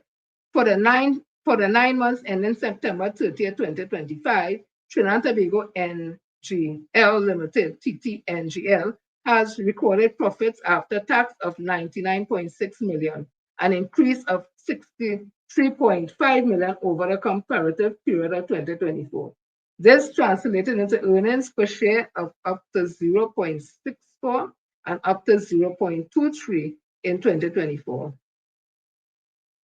The company said a financial statement posted on TNT Stock Exchange Tuesday that the turnaround was driven largely by reversal of previously recognized impairment charges as its joint venture, Phoenix Park Gas Processors. Right? TTNGL Chairman Joel Ramdeen said or stated, profits from TTNGL investment in PPGL for the quarter was positively impacted by the reversal of recognized impairment charges of 85.3 million. This treatment was supported by the reinstatement of the license issued by the U.S. Department of Treasury Office of Foreign Assets Control, OFAC, for natural gas collaboration regionally. Profits after tax was 63.8 million to September 2025 compared to 82.8 million 2024. I ain't reading no more. Because that's the same chairman and same company where they pull funding from several steel bands. If they're making so much money, why are they pulling funding from them steel pan and then? Is it racism? I'm just asking a question. That's why people doesn't believe all you. That's why nobody doesn't want to believe all you. How you could pull funding from them steel pan and then talking about how they make profit? Now, there's a new chairman in HPC. And just like, all I remember this man, what's his name, boy? He was the CDA chairman or something. Jai, oh God, Laladal Singh or something. So you remember the bacchanal on Facebook when he calling the man the N word and dirty N and this and what kind of thing. I had to apologize. Well, it's our one who is now Farouz Khan, chairman of the HCC. He called people tick. So let me just read this little thing here quickly by Ran Shah Jr., 20th of November 2025. Anybody who has to explain the analogy should stay away from making them in the first place. It's like telling a joke and having to explain your punchline. Case in point, the HDC is like a sick cow riddled with ticks, and the board cannot sustain this continuous blood sucking. Feroz Khan, chairman HDC, said that this month, must be 2 days ago, whatever. Well, firstly, we have to understand that this is the logic and language of a rural mind, struggling to step up to the requirement and stature of the lofty position he has been thrust into. So, you know what I said? I remember Mr. MP Hines at the time, I think he was Minister of National Security, when he said, from the dirty, murky lagoon, right? We firstly, I'll read that again. First, we have to understand that this is the logic and language of a rural mind, struggling to step up to the requirements and stature of the lofty position he has been thrust into. He has yet to come to terms with the fact that he is not in a penal backyard throwing pecan at a fellow villager. This is just another example of the culture shock risk when rural meets urban, especially with authority. He had to publicly defend his comments and explain what he really meant. And as usual, and as usually happens, the explanation just made matters worse. And the hole he attempted to dig further, as we speak, is consuming and swallowing him up instead. So let's break this down. There are three main characters in his analogy. One, the cow, two, the tick, three, the blood. Scenario one, he says the population depends on HDC to supply it with houses and is struggling to meet that expectation. Well, his analogy here is simple. HDC, the cow, houses are the blood, and the population are the ticks. Simple. Scenario two, the Housing Development Corporation runs a mega nationwide operation with a requisite staff, full-time and contracted. So in this second scenario, HDC is the cow, employment is the blood, and the staff are the ticks. Simple. Now, as he will have us believe by pure coincidence, while he was uttering his distasteful analogy, HDC staff were being dismissed simultaneously, but according to him, he was not referring to them. Well, considering A and B, my simple question is, who are the ticks in your analogy, sir? If it's not the staff at 2 above, as you claimed in your explanation, then it's the bloodsuckers at 1 above, trying to get houses. And guess who those bloodsuckers are? I'll rest my case. So they get big work and they still getting on behaving like they down in penal, down in the. Okay, let me leave it there. So HDC workers have been fired, and the PSA is making or pushing for rehiring of contract workers HDC. I just want to say here, the Public Service Association does not have the majority status to represent no contracted workers.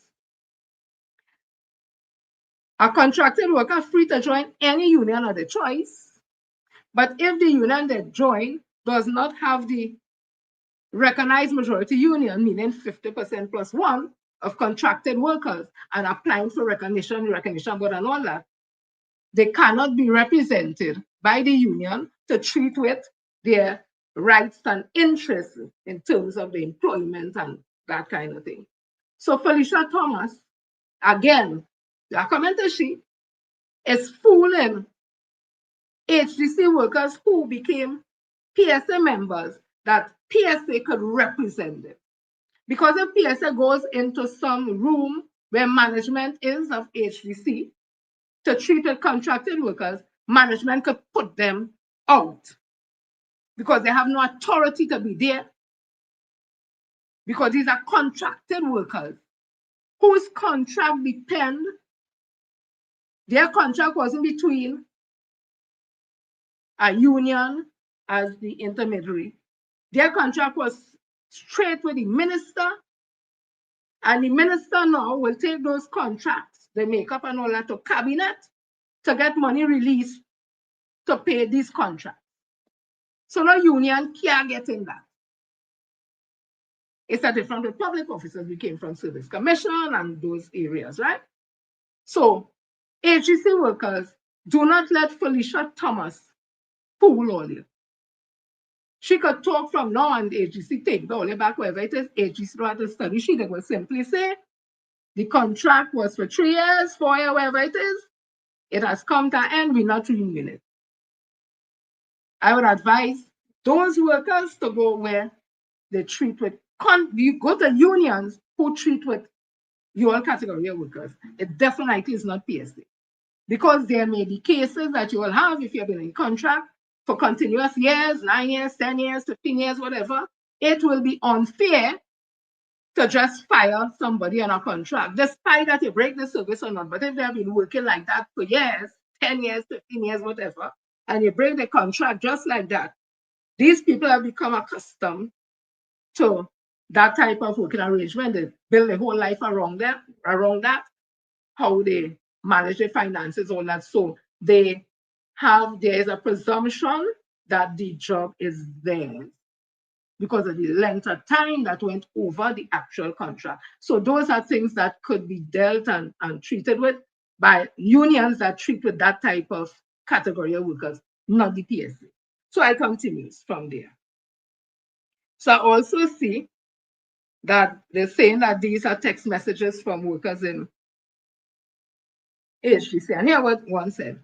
So a lot of us received termination letters today. Somebody said our entire department, recovery, debts, contract staff in rental, legal, and accounts. Somebody said drivers. And next one say, a lot of us are members of PSA and we were begged to vote for UNC because PNM was going to fire us. Now look who did the firing. The next one say, we have been reaching out to our PSH vice chair and she switched off her phone. So let me continue. So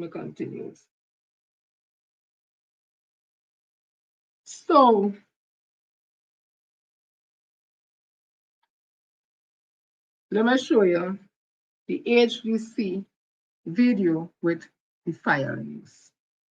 The chairman of the Housing Development Corporation says the entity is in a bad place financially. On top of losing $700 million in fiscal 2025, Chairman Feroz Khan said there's a $40 million overhead bill he's struggling to pay. Of course, a significant part of that overhead is salary and wages, which he said is around 15 or 16 million a month. Now, Khan said he has to pay his staff, but he prefers to have a smaller organization to be able to meet those payments. The AGC chairman said the financial hole was not dug overnight, but rather over the last 10 years under the former PNM administration. But how did the corporation reach this financial state? Well, Khan said homes were being constructed for $1.6 million and sold for only $600,000. He also said maintenance providers were charging exorbitant sums for work like cutting grass, sometimes 6 times the market value. And he even showed us this document where a sewer treatment plant for a Borneo West development ballooned from around 3 million to 34 million.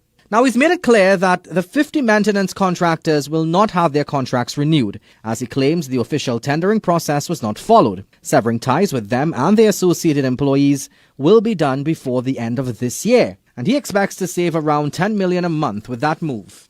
Instead, he said some of the 400 daily paid workers on his pay sheet can do that job instead. Now, apart from the 400 daily paid workers, there are 365 monthly paid employees comprising of about 300 on contracts. Of those 300, already 26 have seen their contracts not renewed. When CNC3 News asked Khan if he will be looking at downsizing further, he said it's not his preferred option, but it's also not outside the realm of possibility. The chairman said it's a tough business decision, but going forward, when the contract for an employee comes to an end, it will not be renewed as easily as they were before. He said a 2-year contract is a 2-year contract, and there's no obligation for the HDC to extend it further. Now, the PSA is the union for these workers. President Felicia Thomas could not be reached for comment, but earlier this week she said the union was shocked by the decision not to renew the contracts of the 26 workers and added that the union will demand their reinstatement.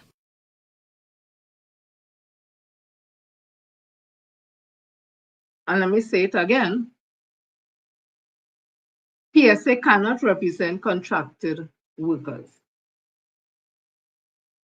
So there's a show Felicia putting on. Just when she put on the show, they went, and not she alone, of course, but she's the president then and all that, and whoever else and whatever, to get contracted workers to join the PSA.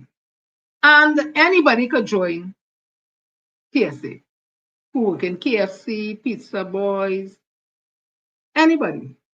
That is a choice. That is a part of the Industrial Relations Act. Anybody could join and should not be stopped from joining a union and should not be victimized for joining a union. Anybody could join a union, but whether or not the union could represent them in the interests and benefits and rights of the workplace. That is when it gets tricky. PSA cannot represent contracted workers. And that is the man there who talk about ticks and cows, right? That is the Farouz man. So I saw something on Marvin Gonzalez, member of parliament for Lupino, Aruka Lupino, I think that's what it's called, or something like that. He says here, the chairman of HGC is being quoted in his Guardian report of defending the sudden termination and firing of the HGC workers last week. He justified this heartless and wicked decision of the UNC government by describing the HGC and by extension the workers as sick cows riddled with ticks.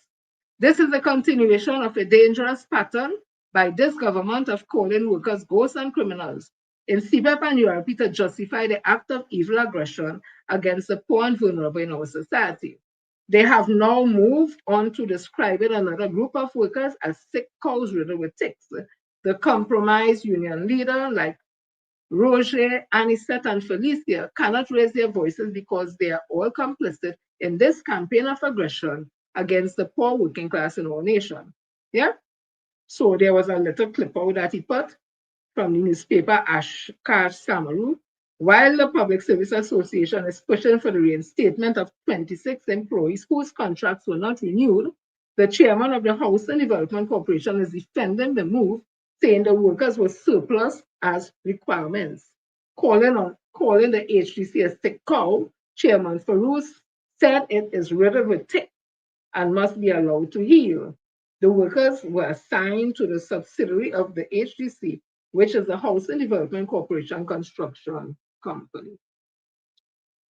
So let me move on to the real thing. People want to hear. So this was the Honorable Minister of Finance talking outside Parliament, and I guess it's today. Listen carefully.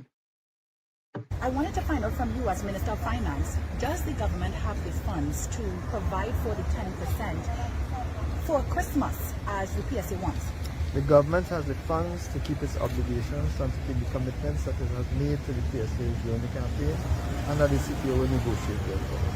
Is it true then, because the PSA is of the view that the CPO is responsible for delaying the negotiations and is very upset at the CPO in fact, but there have been alternative reports that the CPO and the Minister of Finance works together to get these arrangements done, and he acts based on your direction. Can you respond and just clear the air? As far as I'm aware, there is no hesitation on the part of the CPO. A plan of action has been undertaken between the CPO and the Public Service Association. And this is all part of the banter that is normal in negotiation between unions and employers. So what has been your directive to the CPO? Because the CPO is waiting upon the Ministry of Finance's directive as to how to proceed with the negotiation. I have publicly stated that the CPO has been instructed to commence negotiation, and it is public, it's already in the public domain, that the CPO has been requested to put to the PSA the 10% wage negotiation offer. And if the PSA were to accept that, when would they be able to actually get that payment in a reasonably speaking, when would that funds be available? I cannot predetermine the outcome, and you're asking me to speculate on the outcome and the timing even of a negotiation. You should know better. But we know for a fact that the PSA will accept 10%. They said that they want it, so it's not speculation. I am not, at the very start, I am not going to jump to conclusions as to what PSA will or will not do. Just to be clear, 10% is a figure. But there's a process for which negotiations must take place, which is to disaggregate how that 10% is configured. So I suspect that there's still going to be a negotiation. how it ends, as I said, is based on what the conversation between the CPO and the PSA is going to do. I'm not going to jump and assert, and unlike you, I can't guess what PSA is going to do. What do you say to those waiting on the 10%? Waiting on the 10%? Yeah. The negotiations are in train. I think it's coming. The 10% is coming. It's coming. Let me repeat, just for the clarification. The Minister of Finance, as instructed and directed by the Honorable Prime Minister, has passed on such instruction to the CPO. As far as I'm aware, nothing has changed with regards to that offer that is to be made. Nothing has changed. Are you worried at all about the relationship between the government and the PSA based on their concerns about this 10%? They're saying that it should not even start as a fresh negotiation, and they should have continued from where they left off and just return from the basis of 10% and move forward. This is a new government. This is a new state of the economy. And for that purpose, this in fact is a new offer as well. So from my understanding, this is not necessarily a continuation of the old negotiations. This is in fact a negotiation based on new things on both sides. Is the PSA president being fair in how she feels at this point in time, and she feels as though the process is being prolonged? The CPO is not coming to the table in a faster manner. Are you asking me to pronounce on the PSA's I'm asking you your comments, your thoughts on how you feel about some of the rhetoric she has been saying recently. I think the PSA president is in negotiation. So the 10% is coming, but you just can't say when. Thank you very much. You can't say when. Thank you very much. I hope you all listen carefully to what the Minister of Finance has said. I want you all to listen to Felicia Thomas. All right. Well, prior to today's meeting, we would have written to the CPO office. We indicated that we are not at the beginning of negotiations, and what the PSA is interested in at this point is the offer or the mandate that was placed on the table by the Minister of Finance to put an offer of 10% on the table. I'm happy to say to the membership of the PSA this afternoon that another promise made is another promise delivered. We have in our hand, delivered by Acting CPO Ms. Wendy Barton, an offer of 10%, which the PSA will be responding to by this evening, because as we have said, our main aim is to ensure that we close these negotiations and put some monies in our members' pockets by Christmas. And that stands. That is the mandate we have placed on ourselves, and that is the mandate we will fulfill. Right, I want to say, let me tell you something. If they get 10%, I get money too. But I want to put some caution to this. The Minister of Finance said this is fresh negotiations, because this is a new government and the state of the economy, fresh negotiations. She wants a continuation from last time. You ain't having that. Fresh negotiation, I want. 2, you look at the body language. If you now come out the CPO office and PSA get 10%, all they won't be jumping up like when all they hear the minister, when they call the whole crew down in the office, and all they hear will listen to the budget and all they jump up. All they come out there sour. Watch all the body language. But I will tell you why the body language. So let me continue. Today was supposed to be an economic presentation, and that is normal. That is what the government does to show what they can pay, what they cannot pay. That is a part of the evidence and justification. That is nothing new. It is set out in the Industrial Relation Act. It has some people like they don't read and understand it too. And I comment to a certain individual just now. So it ain't nothing new. And that is what the government was showing. Hey, we can't pay this, we could pay this, whatever. The union now had to come with their evidence and justification to say, hey, you could pay more than that. And it's here where you could take it from here, we could take it from. That is the whole scene. So today they want to go to watch the economic presentation on the economy. And instead of that, the deputy CPO, I never heard this woman name before. Let me put you up here a minute. the Deputy CPO, Miss Wendy Barton. Apparently, there was no showing of the economic situation of this country. There was a 10% offer. We always knew that. But here's the thing. Felicia Thomas is saying they will sign, give them metals on this, so they will sign by tomorrow. The Minister of Finance says negotiation. So there's no signing off on that tomorrow. Negotiation now has to start. And I will tell you why I'm saying that just now. I want to ask Felicia Thomas again. 10% is for 6 years, 2014, 16, 17, 19.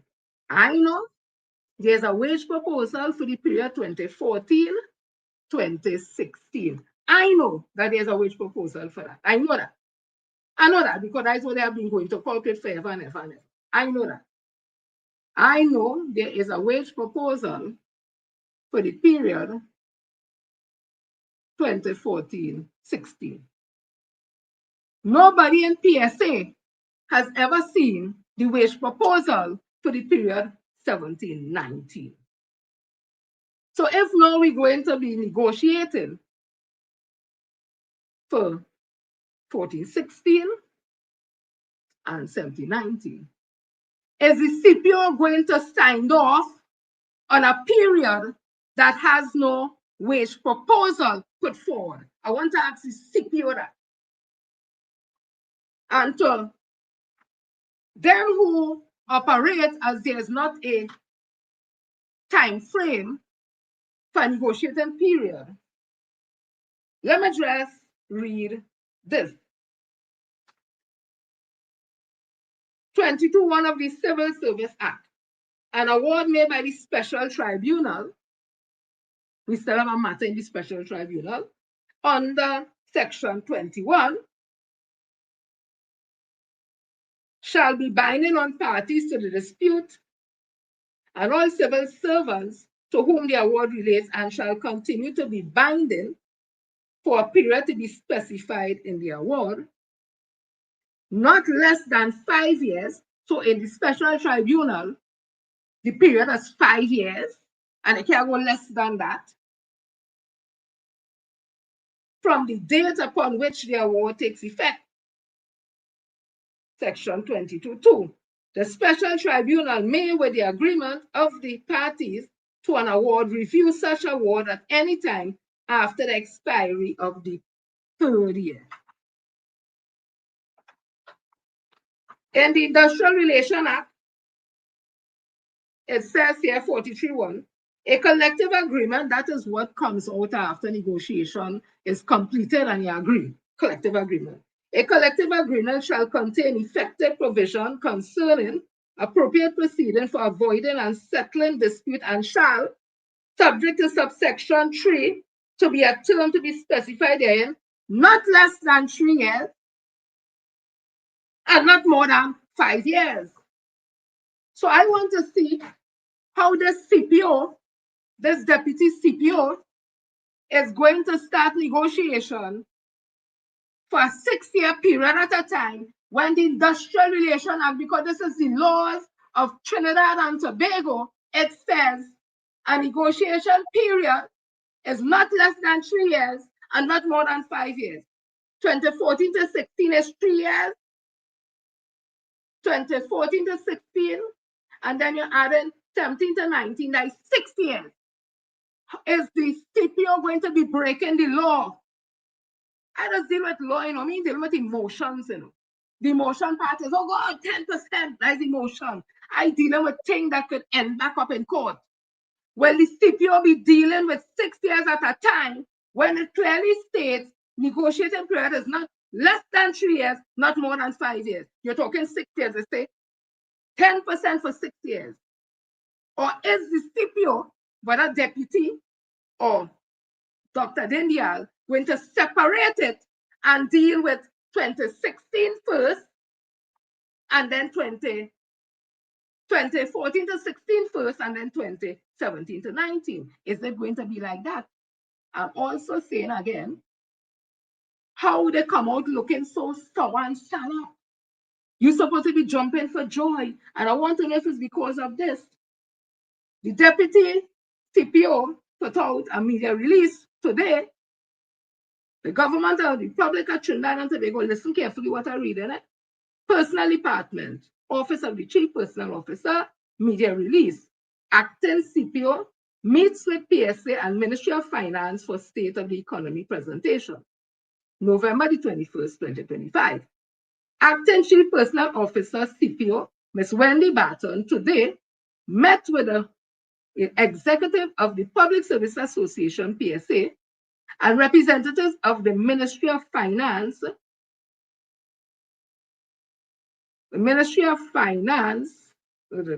just a minute, State of Economy presentation. However, instead of proceeding solely with a scheduled presentation, the PSA received a formal letter outlining a 10% offer on salaries in respect of officers in the civil service, Tobago House of Assembly, statutory authority for the period January 1st, 2024 to December the 31st, 2026, and January 1st, 2027 to September the 31st, 2019, which will be subject of the subject of negotiations. It has to be negotiated. You hear the Minister of Finance say that. So when Felicia making all the feel, they get 10%, and it's sign off, that is a there. She is lying again. There has to be a negotiation, because today was simply for showing the economic status of this country. And you hear the Minister of Finance say it also. He said, we're not continuing from where they left off last time. This is a new government, new economic conditions. That's basically what he's saying. So they have new economic conditions, so they come in with new things. Let me continue.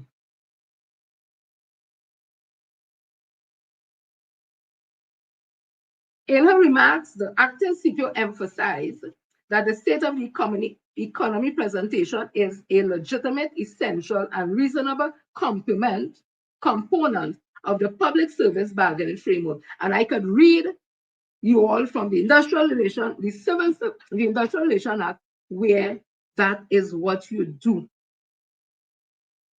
The government must do that first. The government must show them what they could pay, what they can't pay, and all that. They must present all that. That is nothing new.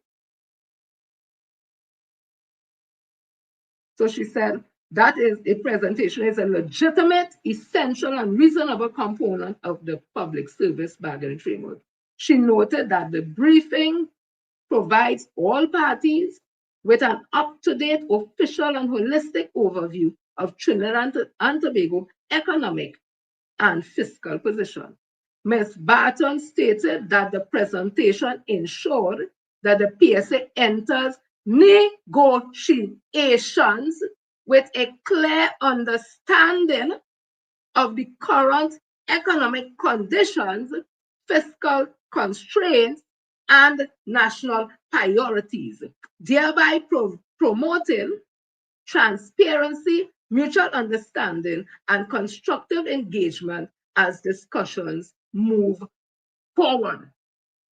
The acting CPO expressed appreciation to the Ministry of Finance for the detailed and timely briefing. She reaffirmed the department's readiness to proceed with negotiations and underscored the importance of open dialogue and good faith engagement throughout the process.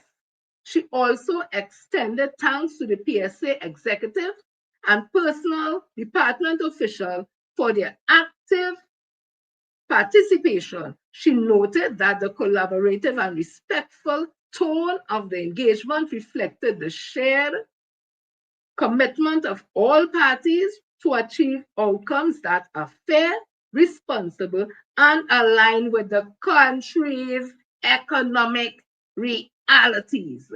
The personal department remains dedicated to fostering a balanced, transparent, and data-driven negotiating process to achieve the best outcome for both parties.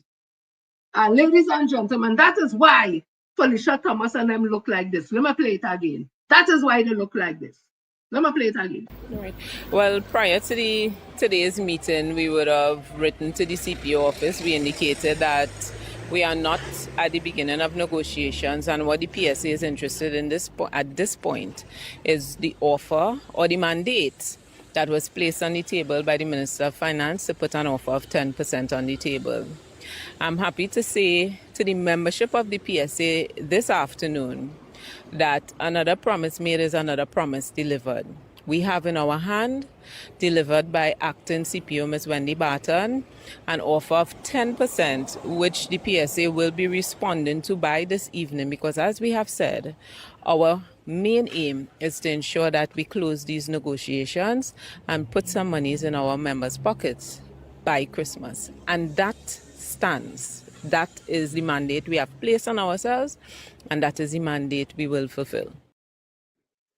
You telling me promise made, promise kept, or they come out the CPO office and all they set up, we getting money and all getting money. Look how they're looking, because they know they thought they was going there and just kind of collective agreement. There's no collective agreement. They have to go and negotiate. And the Minister of Finance started to talk about the state of the economy. Because back then it was so, and back then it's so. The CPO talking, the deputy CPO talking about the state of the economy, the realities. Let Felicia and them fool all, they get hype up and tell about, oh God, we get 10%. We ain't get nothing yet. And again, I'm asking the CPO, is she going to be breaking the law and negotiating for 6 years at a time? I want to ask the CPO acting. And if Dr. Dindial come, I can understand he's not in the country back as yet or something. So whether or not he will be breaking the law by negotiating for 6 years, or is it that there have been a new amendment to the Industrial Relations Act and Civil Service Act, which changed the negotiating period? Ask a question. Now, the reason why I say these things and try to educate people on these things, because these things just end up in court. Because people don't follow legislation. People don't follow regulations. It is there. So are they going to start when the negotiations start to treat with 2014 and 16 first? And when that is finished, then we go on to 17-19. And I'm asking, does PSA have a wage proposal prepared for the period 17-19? And as far as I know, they don't have none. So is the CPO and them going to sit down to negotiate for 3 periods that there's no wage proposal before them? What kind of mad scene is that? What kind of mad scene is that? But we will wait and see, because I know Dr. Darrell Dindian has always been a responsible CPO. I want to also add, Felicia Thomas is an employee at the state, not PSA, you know. She is on a state board. She and most of she executive and them on state board. Come up with all these tests and them is she employer. So who them really protecting? Who Felicia Thomas and them really protecting you on a state board? Is the government give you that? And you're supposed to be a union leader protecting public officers, but you wanted to throw a public officer, the CPO, under the bus to save the Minister of Finance, because you get all on state board. You see how dirty them people is? You're on state board, you're getting money for that. You're in PSA, getting money for that. They give you big promotion. in Worcester because he was just a temporary worker, some secretary or something. They put him around 60 something. Like thousands of dollars they're going to get it too. You think all of them stand up there on state board? I hope they understand that now they're on state board, they're subjected to the Integrity in Life Act. I hope they're filing the integrity files on them quick. I hope they will put all where they own, all their assets, all their money, everything, the bank money, this money, that. I hope they understand that is what it means being a state board. And I hope they know we could file Freedom of Information Act to see the form. So we can see all where they have money. I wonder if they realize being on a state board, that is what it is about. So Felicia Thomas is not working in the interest of public officer. She is working in the interest of the UNC. She is working, I'm saying it again, she is working in the interest of the UNC. That's why she tried to throw the CPO, who is a senior public officer, under the bus, and she will be Minister of Finance because them is she employer. Or let's take that and let's pipe and smoke it. And I want to tell Dwayne Hewitt again. You're a consummate dunce. You know book, you don't know chapter, and you don't know verse. Don't come wrong me with no stupid talk. Because you don't understand how to interpret the Civil Service Act, neither an Industrial Relations Act. You're a complete functioning dunce. Dwayne Hewitt from the Industrial Court. You can't try to put me down. You're putting down yourself. You're showing how foolish you is. You don't understand that you never go nowhere. You never learn nowhere. You never go and represent nobody in the Industrial Court. You never stand up there where you could think, you know, it's nothing. Don't come wrong me with no stupid talk. And only spouting this, only putting up one set of law, this and that. You can't interpret nothing. There's a functioning dance when you went from the Industrial Court. So I say it again. That was my little piece thing. I say it again that Felicia Thomas and the PSA, all of them there, they're on state board. Their allegiance is to the UNC, not public officers. The money they're getting from the union like that, not enough. So they now are part of the government. In terms of their employers, they were supposed to be the employees of the public officers from the public service, from statutory board, and all those who are PSA members. We are the bosses. Instead, them working for the government because the government is them boss. So who do you think they will protect? They will protect the government. So when she went there, she tells herself, because she in with the government, so then she was just going, and she was just going to, or let's see me only taking picture, because I gave me 500 and something, and was I taking picture. Yes. Otherwise, if she don't do what she's doing, she thought when she went in there today, it had collective agreement waiting with 10%, no negotiation, and they just signed on the dotted line. That's what she thought. She thought they was going there today to sign on the dotted line with a collective agreement. But the letter she know you have to negotiate. The Minister of Finance saying that. He said, well, them talk, she talking and thing, that negotiating talk and thing. You think they're easing up on you? You're public officers and then will turn on you. Public officers will turn on you because you're lying to them. You're lying to them. And that's my problem I just have. Don't lie to public officers. Come straight. Tell them straight. Don't lie and dilly-dally. You can't be trusted. You cannot be trusted, Felicia Thomas. You can't be trusted. You're an executive, they can't be trusted. I expected all to come out there today smiling. Well, we get it done. Public officer will receive you. You come out your face sour because you didn't expect what you meet. You think all the right here? The public officers and them get tired up with all it. Let public officers only continue to cost me.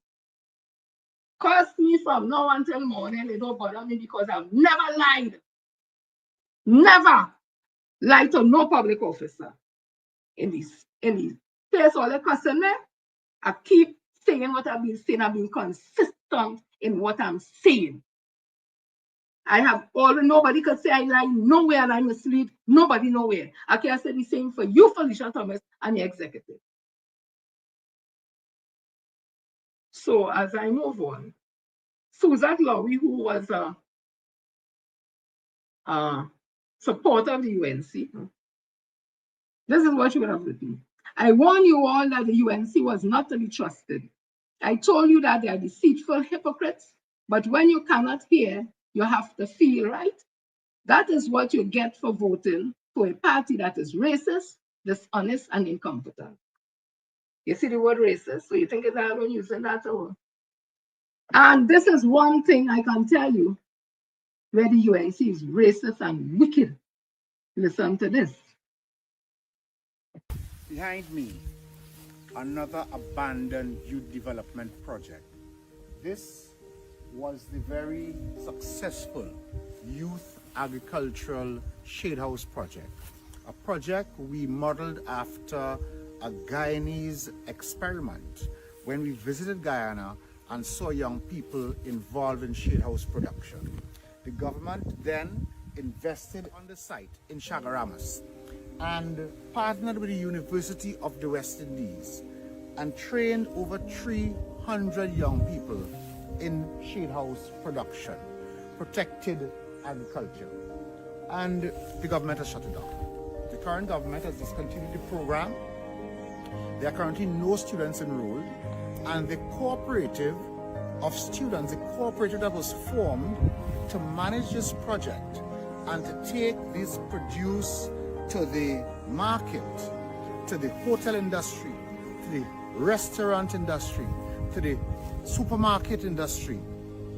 Look at the crops, abandoned, and the students, I am told, have been denied access to this site.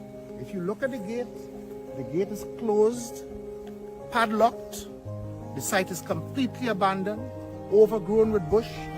We had 4 completed shade houses here and another 16 under construction. And you can see there's no work taking place. The construction has stopped and the students have been denied access to this site. Once again, I call on the government to allow the students access to the site so that they can continue their agricultural dream. I'm told that is the intention of this government to give this site to one private individual to operate this project when we had a program benefiting hundreds of young people and giving them an opportunity, a new opportunity in life as a farmer. I feel it for the students, and I know that they are anxious to get back on the site. I call on the government to please give the students the opportunity.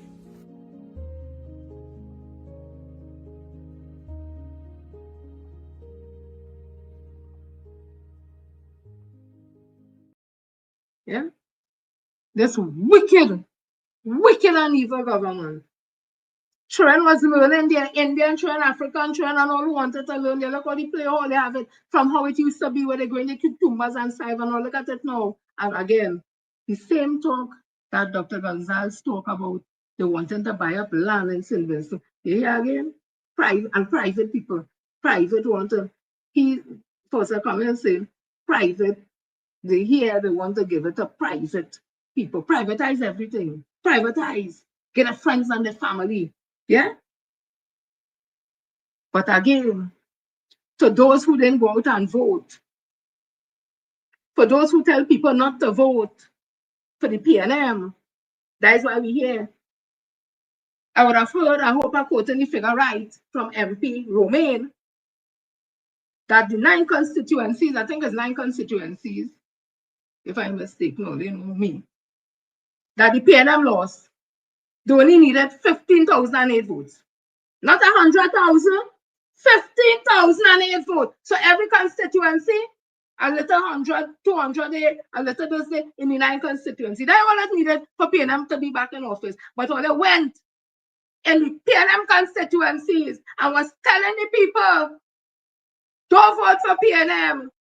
Don't vote for Stuart Young. He's a Chinese. The party is a black party. How Rowley could do that and get Stuart Young? And then nothing if we lost. We lost 33-3 and we come back. We lost 29-12 and we come back. You know why they come back? They had strong leaders. They had strong leaders. Mr. Patrick Manning and then Dr. Keith Christopher Rowley. They had strong leaders to bring them back. What the PNM have now is a weak, ineffective leader. All they seen it. All they know it. Because some all was something. All in studying country. I say that again. All in studying country. All they holding on to somebody all they know ineffective. Can't raise the energy level and nobody. Young people ain't voting for that. No energy, low energy, ineffective, boring. Those things are facts. But all they holding on because of Black Party. Let me see how the Black Party go. Let me see how the Black Party go just black people alone. Oh, they're not serious about country, boy. PNM would have been in office today. All they have to take some blame for what we're going through, where they closed down them camp there, where they closed down that project, where they send home 10,500 CPEP workers. Plenty of them are sure it's PNM people who vote PNM and people tell them don't vote. URP workers, deforestation workers, contracted workers. That will never happen on the PNM government. And we need mess we in today. I say so, go and tell them in Balisay House, Jennifer Frederick say, or they can win nothing but that opposition leader. And it's not that I dislike the woman, I don't know her that way. I talking politics here. We don't mix up the two. They say personal. If she see me and she say hello, I'll say hello. If she say not me, I have nothing to say neither. It's not personal. This is professional and political. She can't carry the PNM. No way. And all them for that. This is what all they give up the PNM for the talk about when Stuart Young did say Zami thing and whatever. But now I have to believe what he did say. When the hot mic say they're going on Zami, I have to believe now what he said. All you listen to this. Listen to this, all you. I'm going to play it 2 times for you to be sure all you hear what's going on. Listen. What's your more boy? Man, take it man up. Yes, what that voice sounding like? That voice is sounding like the Attorney General at Trinidad and Tobago. Telling Padarat, hush your mouth, boy, go and take your man on that. Let me play it again now. Oh man, watch me on Friday Bacchanal. I said sounding like it. Listen again. Hush your mouth, boy. Go and take your man up. Yes. We had to find out who is that. Who it is tell who hush them out and go and take your man and them. What the hell is that? But that's all they wanted. Look what all they could have had. Look what all they could have. Yes, I've seen it in my member of Parliament, Stuart Richard Young, SC. Look what they could have had if only wasn't thinking so myopic, selfish, jealousy. Look what they could have had. Whoa, what love is the anthem? Going down the road, hands in the air, people everywhere, love and unity is there. It's that time of year where we don't care. It don't matter where you're from, put your flag in the air and represent. Just one love, just one love, just one love, just one love. And represent. Just one love, just one love, just one love, just one love. Leave St. Mary's College in one thing is all I'm asking. It is our Trinidad and Tobago. Whatever you're doing, try and do it for the betterment of Trinidad and Tobago. We could have youth, young people to connect to the young people who will be voters by 2030. Them youth and them, you see that them go be at the age to vote. Some of them can probably vote all now. That way you want. You all just want to depend on the elderly like myself to vote PNM. All they want are young people. All they want that voting block between 18 and 40 or 45. All they want that. All they just want the 50-year-old, 60, 70, 80, 90, all they contented with that. That can make PNM get back in office. Let me be real. And we need the PNM. We need the PNM more now than ever to save me from this racist, wicked, evil UNC. All they get all they, I say in the word, all they get all this shit together, you know. We dependent on all, you know, all with the selfish ambition and just power they want and position they want, and I opposition leader now, and da. All they get off of that juice, all they drinking, you know. The country dependent on all, you know. And Penelope Beckers has seen it again. Robinson can't take the PNM. No way. Anybody challenge me on that, I do business. Let them go and make the life and cost. I do business is the truth. People whispering it behind the hand. PNM people whispering it behind the hand. They're ashamed to talk. They're whispering it. They say, not, oh God, no. We really talk about, no. They're whispering it. Wait. Only go ahead. So, people, today's Friday. I'm not sure if we have a little music to play, but you know what? Let me end it just so. I wanted this to be very serious. Felicia Thomas is a sellout, in my opinion. She on a state board for this government. She and some of she executive them on state board. Them will protect the government. Them not protecting public officers. She was willing to throw the CPO under the bus. When is the Minister of Finance who directs you? You hear the minister say that? The reporter asked him, when reporter be saying you is the one who that put him out because he wasn't saying that all the time. He said, yes, well, I direct, because that is in the act. That is in the civil service act. Hank was the boss. When comment, what was it? He was the boss. Karen, she was the boss. He had to jump, yeah. But he wanted Felicia throw the CPO under the bus and say the CPO stolen. Look, the Minister of Finance, who's the boss, said the CPO wasn't stolen. He was willing to throw the CPO for people to vex with the CPO and says the CPO preventing all from getting money. And he said not money, Minister of Finance. And now you went down there today telling yourself collective agreement drop is just a sign on the dotted line. You bitch. That is my opinion. I say it. Who don't like it? I say it again. I will not stop to this back on all Friday. I will spell it this time. Your BITCH, you're going down there. As old people used to say, your BITH, you know what I said? You're going down there telling yourself it's just a sign off. In my opinion, I think that's what they went. That would they come out sour so. You ever see a group of people come out and get what they want and they sour so? They have to negotiate. And I asked the CPO for the next time, last time, is it 6 years at a time you're going to negotiate for? Because you will be breaching the Civil Service Act, the Industrial Relations Act. And if it's 3 years at a time, which it ought to be, does the PSA have a proposal for the period 17, 18, and 19? Or are you going to settle for that period without seeing no documentation? Asking a question. I'm asking a question. People, have a blessed weekend. Be safe. See you all on Tuesday on Spare when I come again with something for something new. This legal Jen, Sister Jenny, Auntie Jenny. And if you want to get formal, it's Miss Jennifer Frederick. Let me see if I can pull up. Yeah, I just want to call out my people. I'm pulling up, not right on. Margaret Davison, Yvette, Angela, Ginger, Lorna, Sarah, Emily, Christopher, Erica, Keith, Charles, Chris, Anne, Anne, Shepherd, Ophelia, Boyce, Andrew, Allison Boyce, I want to be related. Helen Rushmore has from Pleasantville, Roxanne, Melka, Bolty, Hadara, Ruthven, Dr. Roy Straker, Lucy, Cheryl, Celie, Allison, Germana Cesar, Francia, E.A. Shorty, Bernadette, and then Jocelyn, Augusto Cato, Victoria from Sour, yep, my friend from yep, who is Victoria friend. Victoria, I hope everything all right, darling. McDonald Banto, Katia, Raymond Felicia. I wonder if it's Katia I meeting Tong yesterday. Not yesterday, day before. Anywhere around there. And from Port of Spain Journal. They're waiting. They're waiting to come out. I know that's what I say.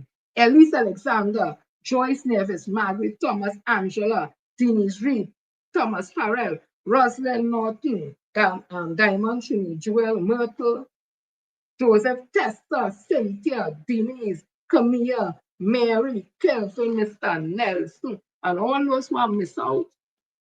Sweet berry or blackberry, all kind of name all you have. Whoever missed out, I want to tell all you, thank you all for always staying tuned in and locked on to let me talk the thing can be all over the place, always true. And all I remember 500 and something, I tell only a word. So I get to take a picture, so they can't say all it wasn't love on. I get it.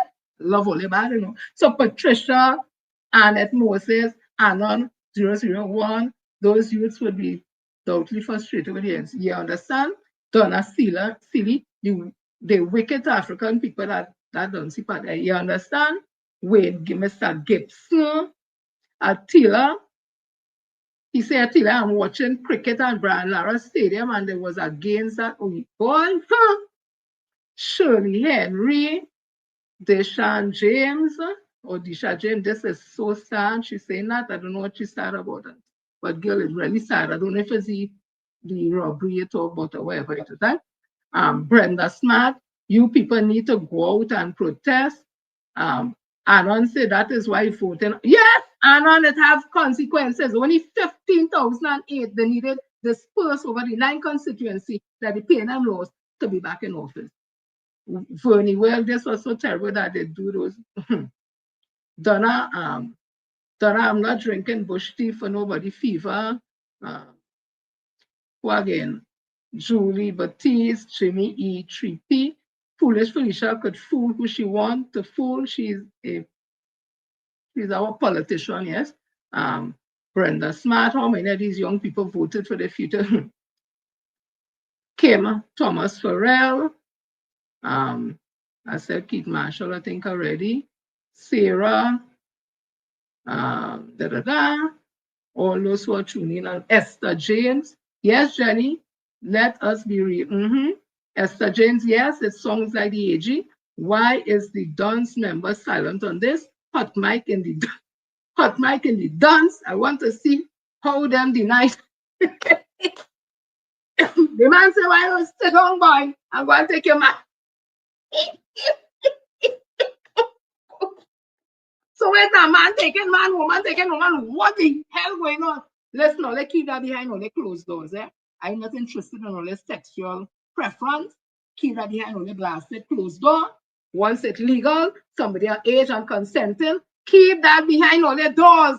I don't want the vision of knowing who with who man and who woman. I don't want that vision in my head. Please keep that out of my head. Yeah? So Joycelyn, hi Joycelyn, nice one. My MPC out here all the way. You understand, right? Are we ready? So everybody, see you all on. Thanks, Pitty and Jenny. See you all on Tuesday. As I said, I just reading on the comment here, right? Who is this? Carla Hercules. You're so right, Sister Jen. I live in the US and I came home to vote for Stuart. Hey, you understand? Let them take bamboo now down and say, oh God, yellow bamboo in the back. Not me, not in them. I vote for PNM. I ain't ashamed to say so. As a PNM, but I don't mix. Hi, Pauline. Good show, thank you, darling. I don't mix my union with politics at all. What is my union about? I don't care who in office, but you see, outside of that, PNM.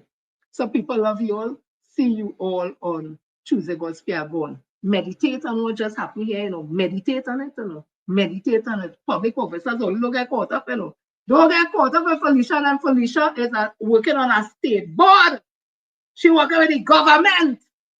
She don't care what public officers, them living nice. It is alleged she had 2 BMW. It is alleged.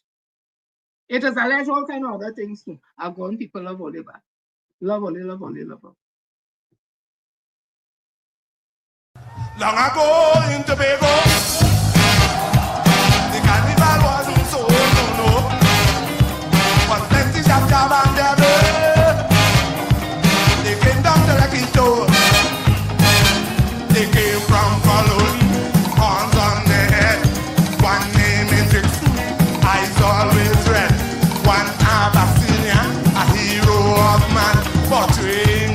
with a